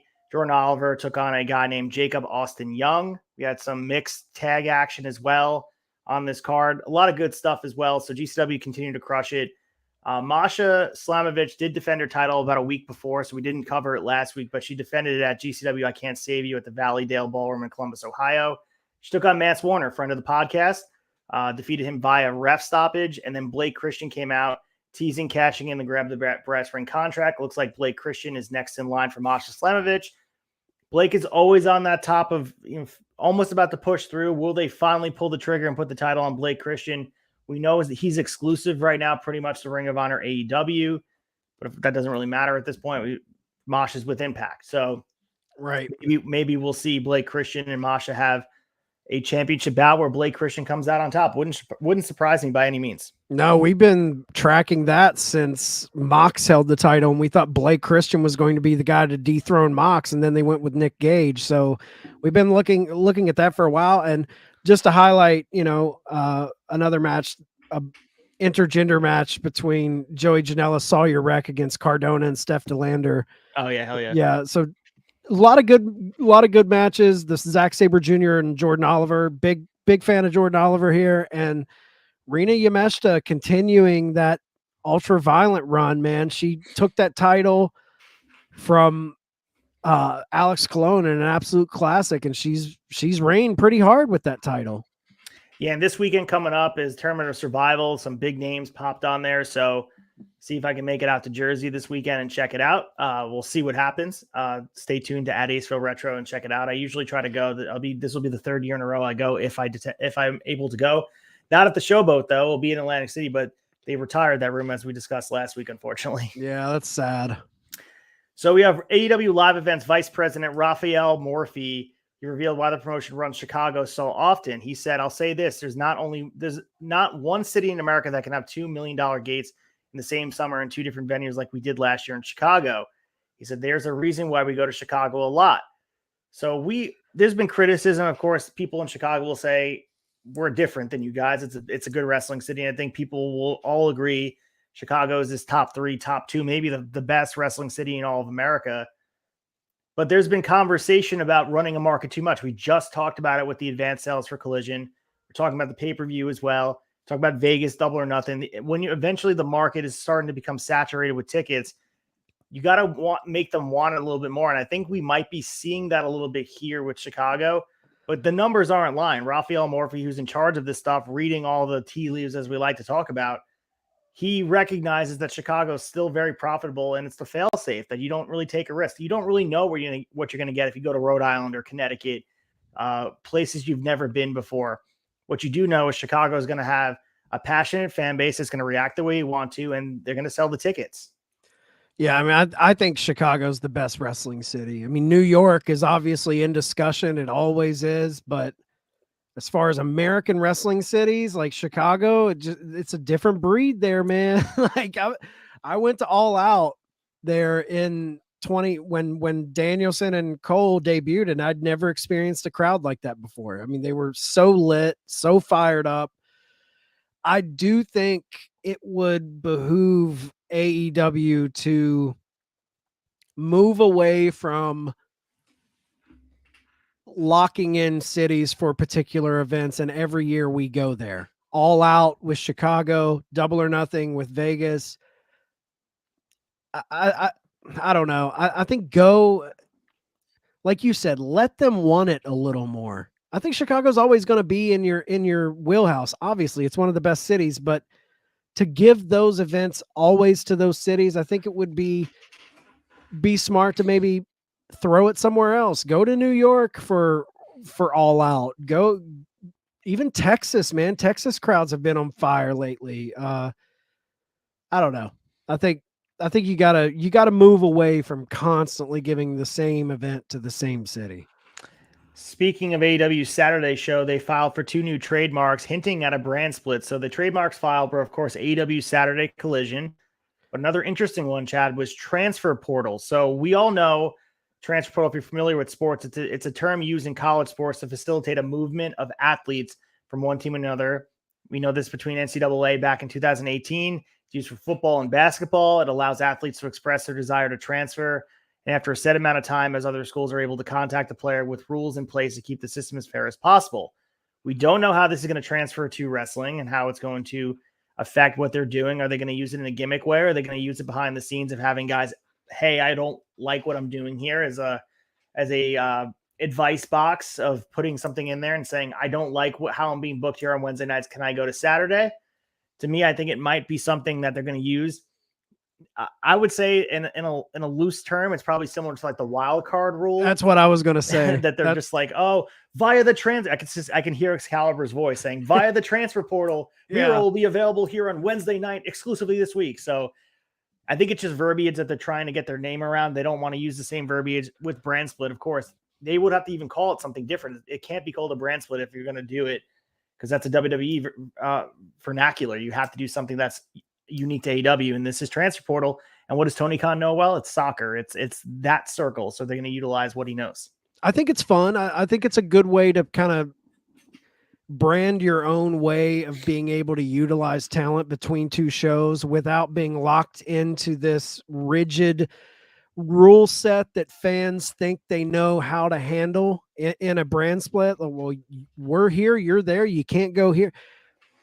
I hope it's a way not to, the wild card rules, like, oh, this guy shows up or you do a trade or something. I hope transfer portal is a way, just kind of like you said, a vernacular that they could use, where if a guy from Collision wants to show up on Dynamite, they can do it on a one-off through the transfer portal. And the sports base of it fits with AEW, I feel like. So it's just,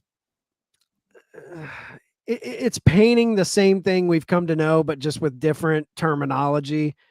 But I like the dipping into the sports world, that transfer portal. It has a very forbidden door ring to it for me. Oh, yeah. So we also have Matt Cardona in the news, and 2 things here. He captured the House of Glory Heavyweight Championship at the Beware the Fury event.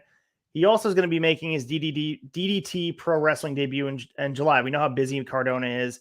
So going first with the House of Glory Championship, he defeated Jacob Fatu to win the title.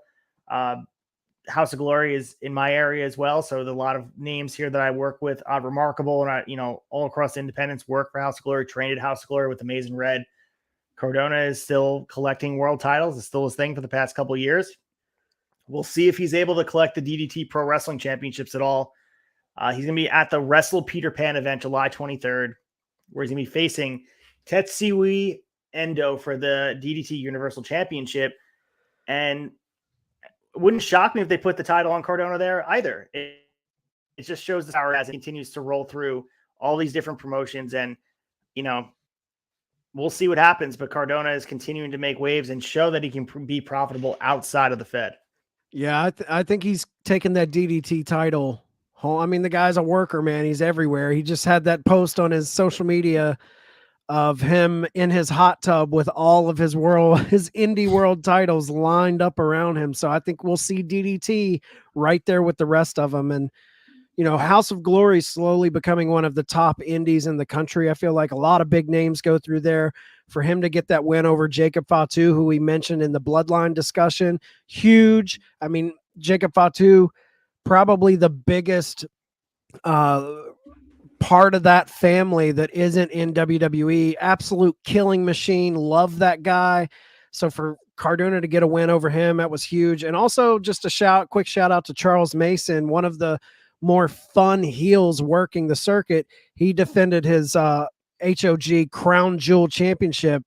He's on a 400+ day reign as champion. So little shout out to Charles Mason.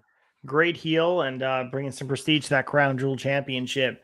Speaking of prestige, New Japan Pro Wrestling crowned the winner of the Best of Super Juniors 30 tournament in Tokyo. Surprising everyone, Master Wato defeated Titan in the tournament finals to capture the Best Super Juniors for the first time in his career. Crazy, because I think if you would have asked me who would have won even a week ago, Speedball Mike Bailey was someone that I had penciled in, especially after beating Takahashi earlier in the tournament. But it just wasn't to be. And maybe they're going for shock value. Maybe they want to do something a little bit different. But at this point, we're sitting here and Master Wato is he's our winner of the Best of Super Juniors. And they're on two of the opposite sides of tag matches during Wato's excursion to Mexico. These two guys, Titan and Master Wato. If you're not familiar with Titan, he's from CMLL. He was a part of this and kind of shocked everybody. He scored an upset victory over El Desperado on the semifinals on Friday. The path that it took for people to get up there. Speedball Mike Bailey was in the semifinals with Master Wato. He defeated Mike Bailey in the semifinals. So everyone thought it was going to be Desperado versus Mike Bailey. They had two switches. It was Titan versus Master Wato, and Wato defeated Titan. People a little bit critical of this tournament. There was some great, and we'll talk about during Dave's raves about the match of the tournament, in my opinion, and also Dave's opinion as well. Filled with some good matches. Of course, the Speedball match we talked about last week, but sometimes when you go out there and shock people, it's not the best thing. I think this was destined to be Speedball's tournament, and they kind of dropped the ball here. Yeah, I think, but sometimes with these tournaments, when they go the opposite way, you're leaning into that kayfabe shit, man. Like anyone can win. Anyone. Yep. Anyone can win. It's the unpredictability of it. And I think the guys that you typically know are going to win, like the Speedballs or El Desperado, any of those guys, I think those guys, they're going to rise to the top regardless. And then Master Wato, he'll get to hang his hat on, I won this tournament. That'll be the thing that gets him those good booking fees. You know what I mean? But I think everyone thought Speedball, he's been on such a run in all the promotions that he's been crushing it in. I think he was the favorite. And we always say sometimes predictability in wrestling is a good thing.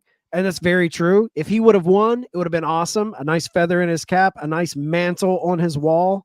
But at the same time, sometimes a good shocker, it's not going to hurt the guy. He's on a hell of a run, and I didn't mind it. Yeah, Meltzer was saying that by the end of the year, he may have the most 5-star matches in 2023, just based on the sheer level of bookings he takes, working different promotions. He's all over the place. As far as when this will pay off, of course, this will eventually be resulting in an IWGP Junior Heavyweight Championship shot for Master Wato. Apparently, he's going to be taking on Takahashi at Dominion on Sunday, June 4th. So it seems like it's happening this weekend. So add that to the Dominion card, and we'll look forward to that. And we'll see where Speedball goes from here. That's where I'm pulling from this tournament. He had a great showing, get to the semifinals. Absolutely amazing run for him. And we could look at this as a missed opportunity, in my opinion, for New Japan side to have Speedball in that list of people to won, especially after everything he's going to be accomplishing in the future. I don't know. Maybe they see something in Master Wato that I don't see, but I wasn't a fan of it. I'm also just a Speedball mark, and I just wanted this year to be, collecting accolades as he goes. Absolutely. So we also have Stone Cold in the news, and he's talking about CM Punk. So this is, believe it or not, we're at the hour 59 mark. We have not talked about CM Punk. Actually, we did a little bit with the collision, but we kind of steered away. Rare, super rare. So he was talking about how he's very positive on him. And he said, me and Phil trade messages every here and there. We rarely talk, probably once or twice a year. I love the guy, and I don't even know if I mentored him because Punk's probably a lot smarter than I am. So, and he also continued, maybe he looked up to me back in the day, but I don't know if I so much mentored him because I think he paid his own dues. He learned it the way he did, and he got over on his own merits. The fact that maybe I could have been somewhat of an influence would be flattering if that were the case, but he's made his own career.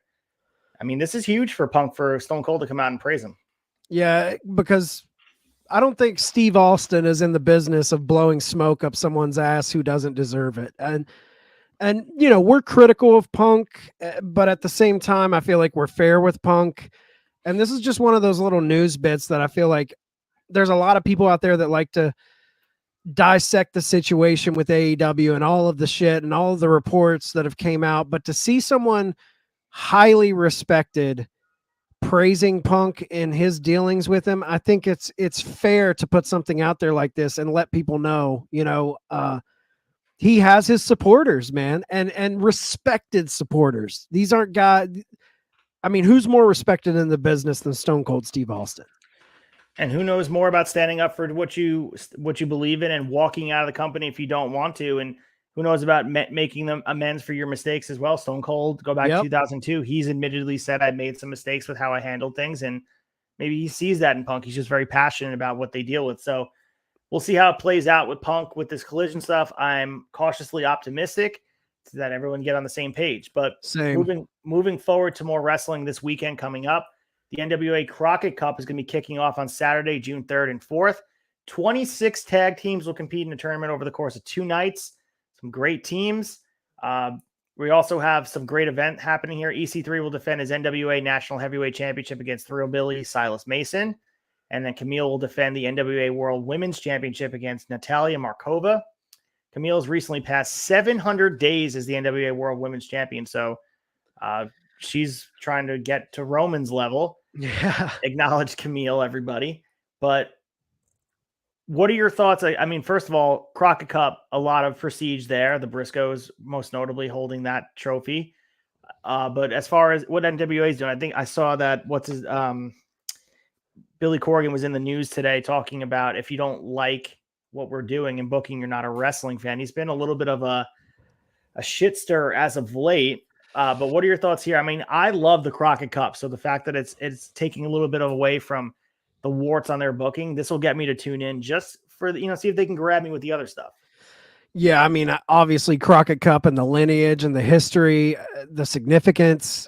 It's one of, in my opinion, if you look at the history of pro wrestling, it's one of the more historic, prestigious things in pro wrestling. And for that, I love NWA's honoring that and continuing it.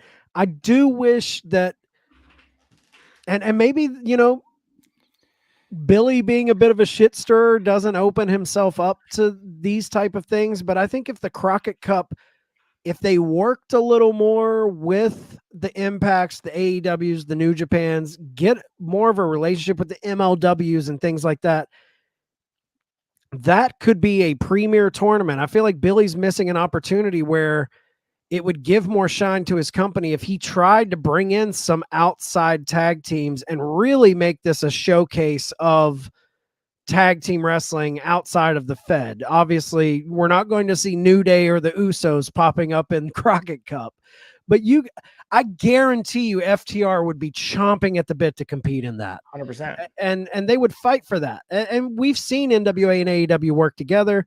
So I wish they would work a little more hand in hand.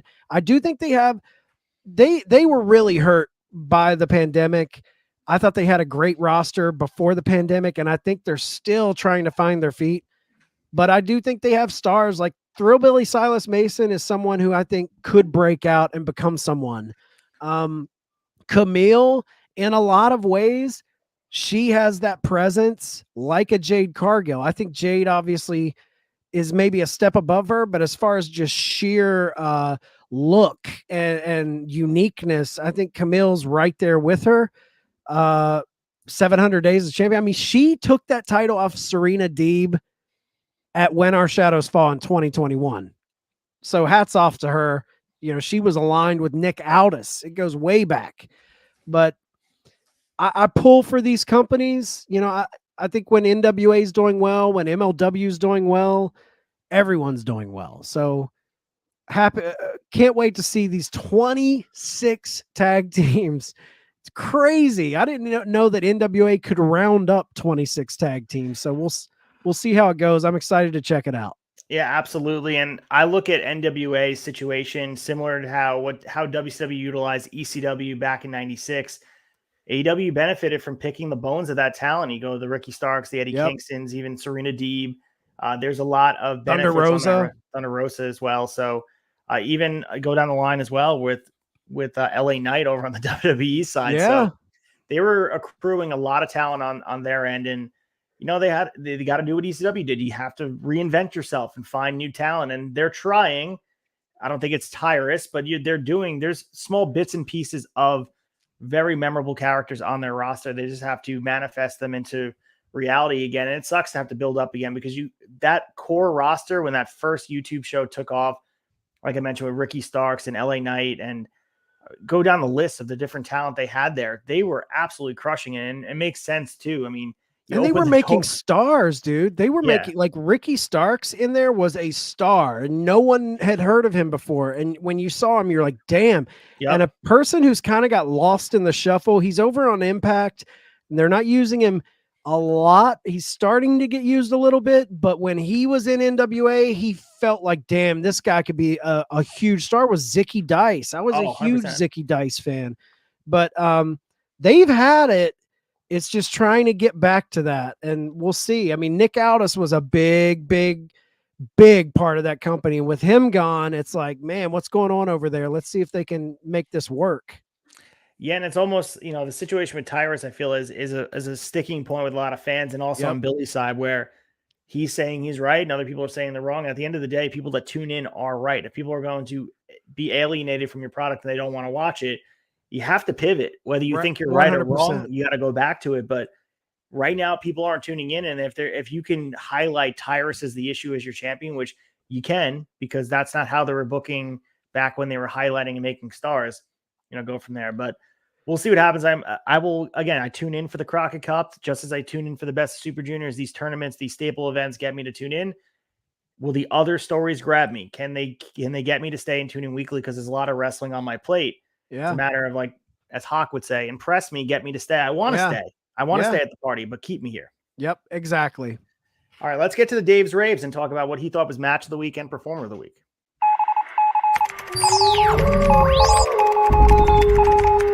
Dave Raves. All right, here in the newsletter, his match of the week was Desperado versus Francesco Akira, May 21st in Tokyo. Let's talk about this match a little bit. He had it at 4 3/4 star, very close to 5. He compared it to Takahashi and Mike Bailey as far as match of the tournament of Best Super Juniors. He said both of the matches were different. He really enjoyed the story they told within the match. And if you go back and watch these two guys go at it, you could see why. So I'm not going to give you the result of the match. You could probably go out and look it up if you wanted to, but I recommend if you have New Japan World, please check it out. May 21st, Tokyo. Check out Desperado versus Francisco Akira. Great stuff in this match. Storytelling within storytelling. We love matches that you can watch on a one-off. Speaking of, matches tale as old as time, the Ric Flair versus Terry Funk match that the Extra Cooler Boys just covered. It's a match within itself. Yeah, match within itself where you don't need to know the context. And even if you don't know that this is a tournament match where guys are building up towards something bigger, towards winning the tournament, it doesn't matter. There's a story inside of it. Anybody could watch this match and understand the emotion being elicited, whether you're watching Japanese commentary, you're watching Kevin Kelly's commentary. A very, very good match that eventually ended in someone giving up, but it was great from start to finish, and surprising because it's not one of the matches that I would even have penciled as my match of that card. Right. Those are the best when they stick out to me. And he also gave Performer of the Week to Desperado as well. Some of the stuff he was able to pull out in this match was great. Check it out. So yeah. I have to go back and watch that match. I didn't get to check it out, but sounds like it's getting the Uncle Dave love. So always worth checking out when he's putting it over. The best thing was that the announcers, Kevin Kelly, as I mentioned before, and Chris Charlton, they were screaming at the ref to end the match because he believed that, Akira wasn't going to submit, that they were going to break his leg. And it was crazy. A lot of emotion being elicited at the desk there. And Kevin Kelly, if you guys just kind of lost sight of him wherever he was, he used to be in the WWF side. He's been absolutely tearing it up in New Japan, found a home there, the voice of the English commentary, very familiar with the product, painting the scene, does a great job. Great follow on Instagram, by the way, as well. So found a home there, and one of the best play-by-play guys in all of wrestling. He's definitely understated by a lot of people. No one really talks about him anymore, but he's provided a soundtrack to bridge the gap from American fans and the Japanese fans to, because there was a lot lost in that translation and I don't want to disparage him at all, but when Jim Ross was doing the commentary on the New Japan side, the lack of familiarity with the content and the characters took away from the moment. Yeah. Kevin Kelly is so invested in what's going on. And same thing with Chris Charlton. They both really understand the moment and understand how different Japanese wrestling can be and really pace it to let the moment breathe as well, where you can just, similar like baseball in big moments, or you sit back and let the ambiance of the audience lay upon you, and they do such a good job of it. So that was evident in this match. So check that out as well if you are someone who is, that appeals to you as far as commentary goes. Yeah, I think moments like that just show you how much commentary can add to a match, just beyond just the lyrics to the music, as they say. Like, commentary can really add levels of emotion that the in-ring can't even get to. I think of like Rogan and Mike Goldberg back in the UFC days screaming at refs, stop the fight. A Kevin Kelly moment like that, it's pulling from real life, real situations where when they're yelling, it pulls you in even more. You feel the seriousness, the dire situation taking place. So moments like that, commentators don't get enough credit for when they're able to add layers of emotion beyond just the lyrics to the music. Yeah, and seeing his partner TJP at the side and teasing the towel, he was out there just cheering him on. The towel wasn't brought for any other reason. Like, TJP just worked the match, so they fit the towel on around his neck. But then the ref is asking if you want him to throw the towel in for you, and the announcers are doing the same thing. It just was a beautifully told story. Check this match out. It's very, very good. Akira refusing to submit. It's tale as old as time, man. Like, live to fight another day or go out swinging. So, yeah, it's a great thing. So let's get to the week ahead and talk about what we have to look forward in wrestling. The week ahead.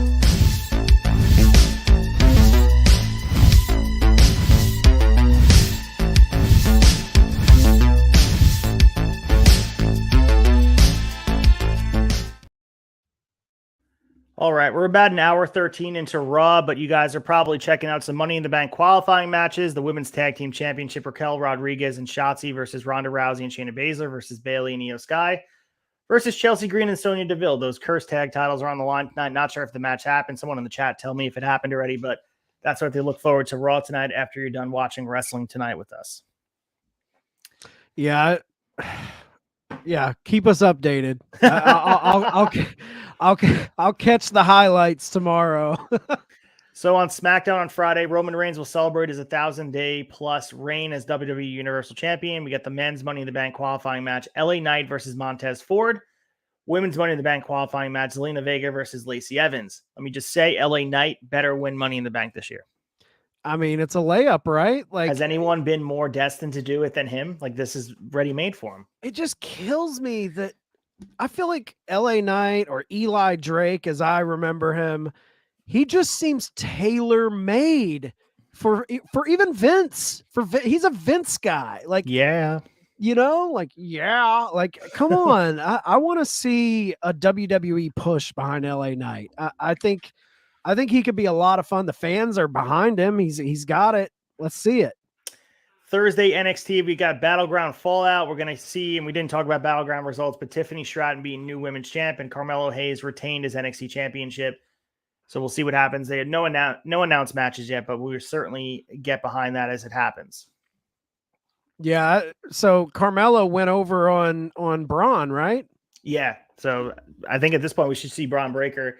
There's also rumor and innuendo that Tommaso Ciampa could be on Raw tonight. Maybe it happened already. Maybe it didn't. We talked about that DIY last week. So maybe they're doing it this week. They said they're going to start planting new seeds for story post Night of Champions. So Braun falling to Carmelo, does that mean he's main roster bound? I guess we'll see. I would say he should be, right? What else is there left to do if you continue to lose to Carmelo Hayes? You have to be up here. Do you hold him off for Money in the Bank? Do you hold him off for SummerSlam? Like, it seems like a big deal to bring that guy up. I hope they just don't bring him up on a Raw. You know what I mean? Yeah, I mean, you would expect them to be booking him strong and have him come looking like a main eventer. That's been what's the disconnect is from NXT to the main roster. They would be doing him a disservice if he just comes on a random one-off episode in the middle of a segment, similar to Bronson Reed. It can't be like that. It has to feel bigger. Right. We have AEW Dynamite. Only match announced was Chris Jericho teaming with Saraya to take on Adam Cole and Britt Baker.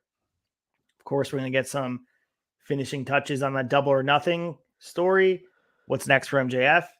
Will we get some more CM Punk anecdotes? Other things going on here. So Dynamite will be must see, planting the seeds for what is going to be a huge month of June. We got a lot of stuff in summer. They're going to be leaning into the Forbidden Door build, obviously. Yeah. I think we're going to start seeing early seeds of the path to Wembley Stadium, so it should be fun. We also have Impact on Thursday. This was taped already, so if you'd like to check out the spoilers, they are out there, but we have Eddie Edwards versus Yui Uemura, Sami Callihan and Jay Chris versus Decay, which is Black Taurus and Crazy Steve, Savannah Evans with Giselle Shaw and Jai Vidal versus Trinity, Danny Luna versus Jody Threat, Motor City Machine Guns. Of course, we know Alex Shelley and Chris Sabin will take on Subculture, which is Flash Morgan Webster and Mark Andrews. So this is taped. I think the next 3 weeks are taped for Impact. So if you want to check out the results, I recommend watching, but the results are out there to quench your thirst if you're looking for it. Yeah, I'm sure they're going to have a lot of build coming off of Steve Maclin's incredible win over PCO. So we're going to start seeing the build to Against All Odds. But I think we're also going to see the early ground. They're laying the groundwork for one of their tentpole events, which is Slammiversary. So tune in. And finally, this weekend, we also have New Japan Pro Wrestling Dominion on 6/4. A lot to be broken down here. We'll obviously break down the results next week on Monday. We got the World Heavyweight Championship on the line. Sonata versus Sushi. Junior Heavyweight Championship Takahashi against Master Wato. The Never Openweight 6-man Tag Team Championship Okada, Tanahashi, and Ishii will defend against Jon Moxley, Claudio Castagnoli, and Shota Umino. We get the Never Openweight Championship David Finlay against El Phantasmo. We also get the vacant IWGP Tag Team and New Japan Strong Openweight Tag Team Championship that was vacated by Aussie Open's injury. It's going to be Bishiman, which is Hiroki Goto and Yoshihashi versus the House of Torture, Evil, and Yujiro Takahashi.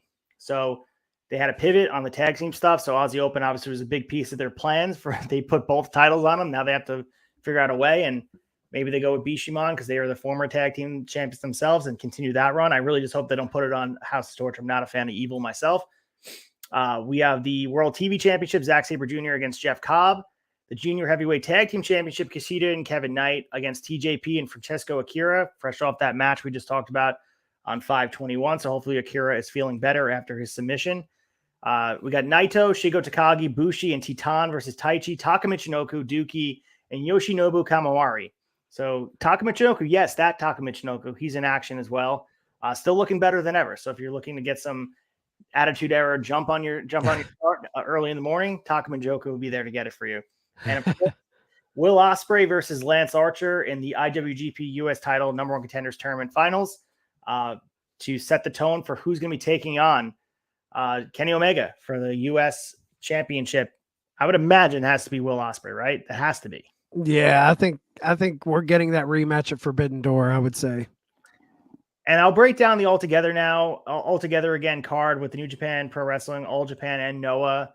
Next week it will be on June 9th. So we have the full card. It is all tag matches pretty much. So if you're looking to see a super show, mostly interpromotional tag team matches with really no booking stakes, a lot of safe finishes. But for me, I like the concept of three companies, otherwise rival companies working together. And it gives me hope that eventually somewhere down the line, end of the rainbow type of situation, we see a super show with the big companies in America with WWE, AEW, and Impact, because that's on the level of that happening here. Because at one time, these guys didn't want to work together, and they do. So they can make it happen. That'd be nice, wouldn't it? Wouldn't it be nice to see like a Seth Rollins, Kenny Omega Wouldn't it be interpromotional? Come nice on. if we...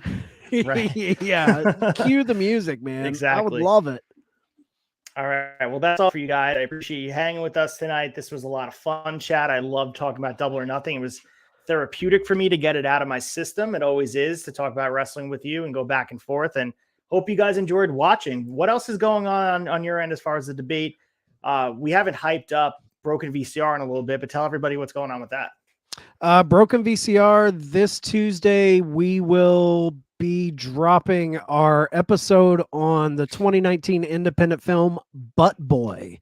Yes, Nice. BUTT Butt Boy. It's me and Hawk argue on this one, so tune in for that.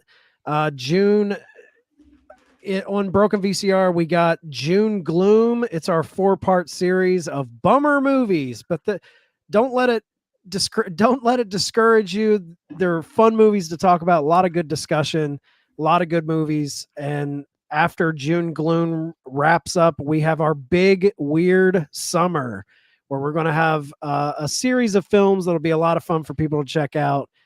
And just a programming note, the flagship show will be dropping late Thursday evening. We're going to be recording it late early in the afternoon, early in the evening on Thursday, so it'll be dropping in the evening time on Thursday because me and Sneed got tickets to Dave Chappelle, and that son of a bitch is going to be in Charleston on a Wednesday night, and the tickets were extremely hard to get. We lucked into getting some, so I feel like we're always there for you guys. We'll always promise the flagship on Thursday. It'll just be a little later. You won't get it for your Thursday morning drive, but it'll be there that evening. So just hold tight. It'll be there. Good to know. I would have been very upset on Thursday morning not getting it. It's my staple on Thursday mornings, getting me through. So I will look forward to it in the evening. On my end, Shot Nostalgia will be happening again. Michael will be back in town following his Vegas trip. I'm sure we'll hear all his stories. I'm sure you guys have been following on Instagram his interactions with all the Jazzwares guys, and of course Sammy Guevara. Mike was killing it over there. So we'll talk about that on Shot Nostalgia. But of course, we have the build to Survivor Series 1998, 3 Raws for you as we build towards that. We're at the tail end of 1998, so come join the journey with us. We also have Honor Society coming up again. We got last week, man, it was insane. 19 matches that Colton and I broke down, and Colton will be coming off of his Memorial Day weekend at the races as well, and he's entering that mullet contest. So we're going to get some update on that Kentucky waterfall he has growing on the back of him. Can't wait to hear about it. And also, too, had the wrestling show this weekend, Remarkable Wrestling Danger Zone 2. Obviously, ring announcing, you guys have seen that, but made my commentary debut with Cheyenne the Voice. So you guys can check that out when they drop it. It's on delay, so it's on IWTV, so that will drop. Did some commentary for a few matches. So, yeah, you guys check that out. I think the first 3 matches I did commentary for, it was a great event. We posted the poster for the next show, which will be July 8th in Deer Park, New York. Space is the place too. Made the poster as a tribute to SummerSlam 1997 with Bret Hart and Taker. So we put Gabe Skye and Desmond Cole behind him. Desmond Cole will be getting a shot at Gabe Skye's championship. And we haven't advertised it yet, but it will be happening. We'll be doing a mini show at Brooklyn Comic-Con on June 11th. It's a 2-day Comic-Con, but Remarkable Wrestling will be doing about 3 to 4 matches, maybe more. They're renting Remarkable's ring. So Remarkable Wrestling will be doing 4 matches with our talent. The title will be defended. So if you're in the area of Brooklyn on June 11th, we'll be, putting on a little bit of a show there. I'll post more information as it comes closer. So show will be called Don't Bet Against Me, Lucha Libre. So, come check it out. If you're in Brooklyn Comic-Con, there's vendors there, pick up some cool things that you pick up at a Comic-Con, and also come check out some wrestling. So stay tuned for what's going on. Remarkable Wrestling, a lot of cool stuff this summer. Cool stuff coming down for the Turnbuckle Tavern. You guys stay locked in. We'll got you covered for all things professional wrestling, independent and otherwise. Yeah. And have you guys announced season 4 of Shot of Nostalgia yet? We have with Smoky Mountain Wrestling, but we didn't. Might as well announce that Colton will be a part of the 3-man crew, providing some awesome conversation. He's going to be watching. It's a 7-episode mini season, but we have a full year of 1994 to cover. Chad made some awesome overlays, which you guys are going to love. I can't wait to utilize them. The video is fantastic for the intro. I've been watching some of the beginning episodes to get ahead of it, but haven't done a lot of the prep with the newsletter. It'll be interesting to see I know there's a Smoky Mountain Wrestling section, but it'll be interesting to see how this translates. ECW was such a different season, similar to this, where we covered so much length of time in those episodes. This may be even more, where we have two full months of 8 to 9 tapings plus the newsletter. I don't know where it goes, but I'm very, very fascinated to see what kind of product we make, and I can't wait for the conversation to have with me, myself, and Colton. The dynamics can be fun. I'm excited. Me and Sneak were talking about how we are we've loved all the seasons of Shot of Nostalgia, but this is tapping into hardcore nostalgia for us, because I remember that opening of Smoky Mountain Wrestling, that intro on our TV screens, it's burned into my memory. So I can't wait to see what you guys do with it. Yeah, it's gonna be fun too, and I appreciate everybody watching along with all these seasons. And it's interesting to me because some of the stuff that I felt were going to be the more popular seasons, like ECW, I thought was going to be the most popular season that people would want to watch. It's not the case, really. I feel like most people are pining for things like Smoky Mountain Wrestling. They want to hear a little bit more about it. And if you go back into wrestling archives of podcasts and anecdotes about it, not a lot of people dive deep in those things. So I'll be interested to see what kind of fandom it brings out of people. If we get some new people to the tavern that just want to chime in, if you guys are out there and you watch Smoky Mountain Wrestling and you want to take part and you want to be maybe a guest on the show, shoot me a message at ACEFIELD Retro. I want to hear some fan perspective. Of course, Chad, you're welcome to be on anytime you want. So it'll be fun. If you're watching and you're a member of the Cult of Cornette, pass it along to Jim. Yeah. We want to hear what he thinks of season 4. I'm sure it'll get around to him, but the most shocking thing for people probably is I listen to Cornette weekly as well. And I know that doesn't align with most of my wrestling fandom, but I respect him and his wrestling mind more than a lot of guys. I listen to him. Do I disagree with him more times than not? Mostly, but it's great brain food for me to listen to what he thinks. Because he's one of the best minds in wrestling. That's why I listen to him. And I think even though I disagree with a lot he says, I agree with some of what he says. And I think everything that he does say comes from the right place. 100%. You know what I mean? He just loves this business so much. I can't wait to see that season though. Yeah, it'll be awesome. And of course, like you said, I'm going to be posting and tagging Cornette or whoever wants to listen. I'm sure it's going to get back to him, because there was a smaller podcast that did it that they actually interviewed Jim Cornette and they had 161 followers or something. So who knows? And this was well back in the day. I think this is before maybe his even podcast. I don't know. We'll see what happens. I would love to get him on. It'd be so fantastic. If you could get an episode of him guesting, that would be huge. We'll try our best, man. I send all these newsletters. I have full disclosure and email out to D'Lo Brown to get on this season. It just never came to fruition. I've reached out to Bill Alfonso, who we were having some discourse about him coming on. It just never happened because of his schedule. So sometimes the season doesn't align, but the stars do align, and we get some people from Smoky Mountain, especially the man himself. Man, that'd be amazing. It'd be amazing. But guys, you know the deal. Go to theturnbuckletavern.com. We got shows every night of the week. Crushing it. A lot of good stuff. Go support Remarkable Wrestling. Ace is crushing it over there. We got so much stuff going on at the tavern. We got some exciting things in the works, but everything is at theturnbuckletavern.com, specifically Apple, Spotify, and YouTube. Give us some love there. We love it. But until next Monday, when we wine and dine with all you kings and queens, stay out of the alley and away from the pork and beans. God luck and good speed. Reach for the sky, boy.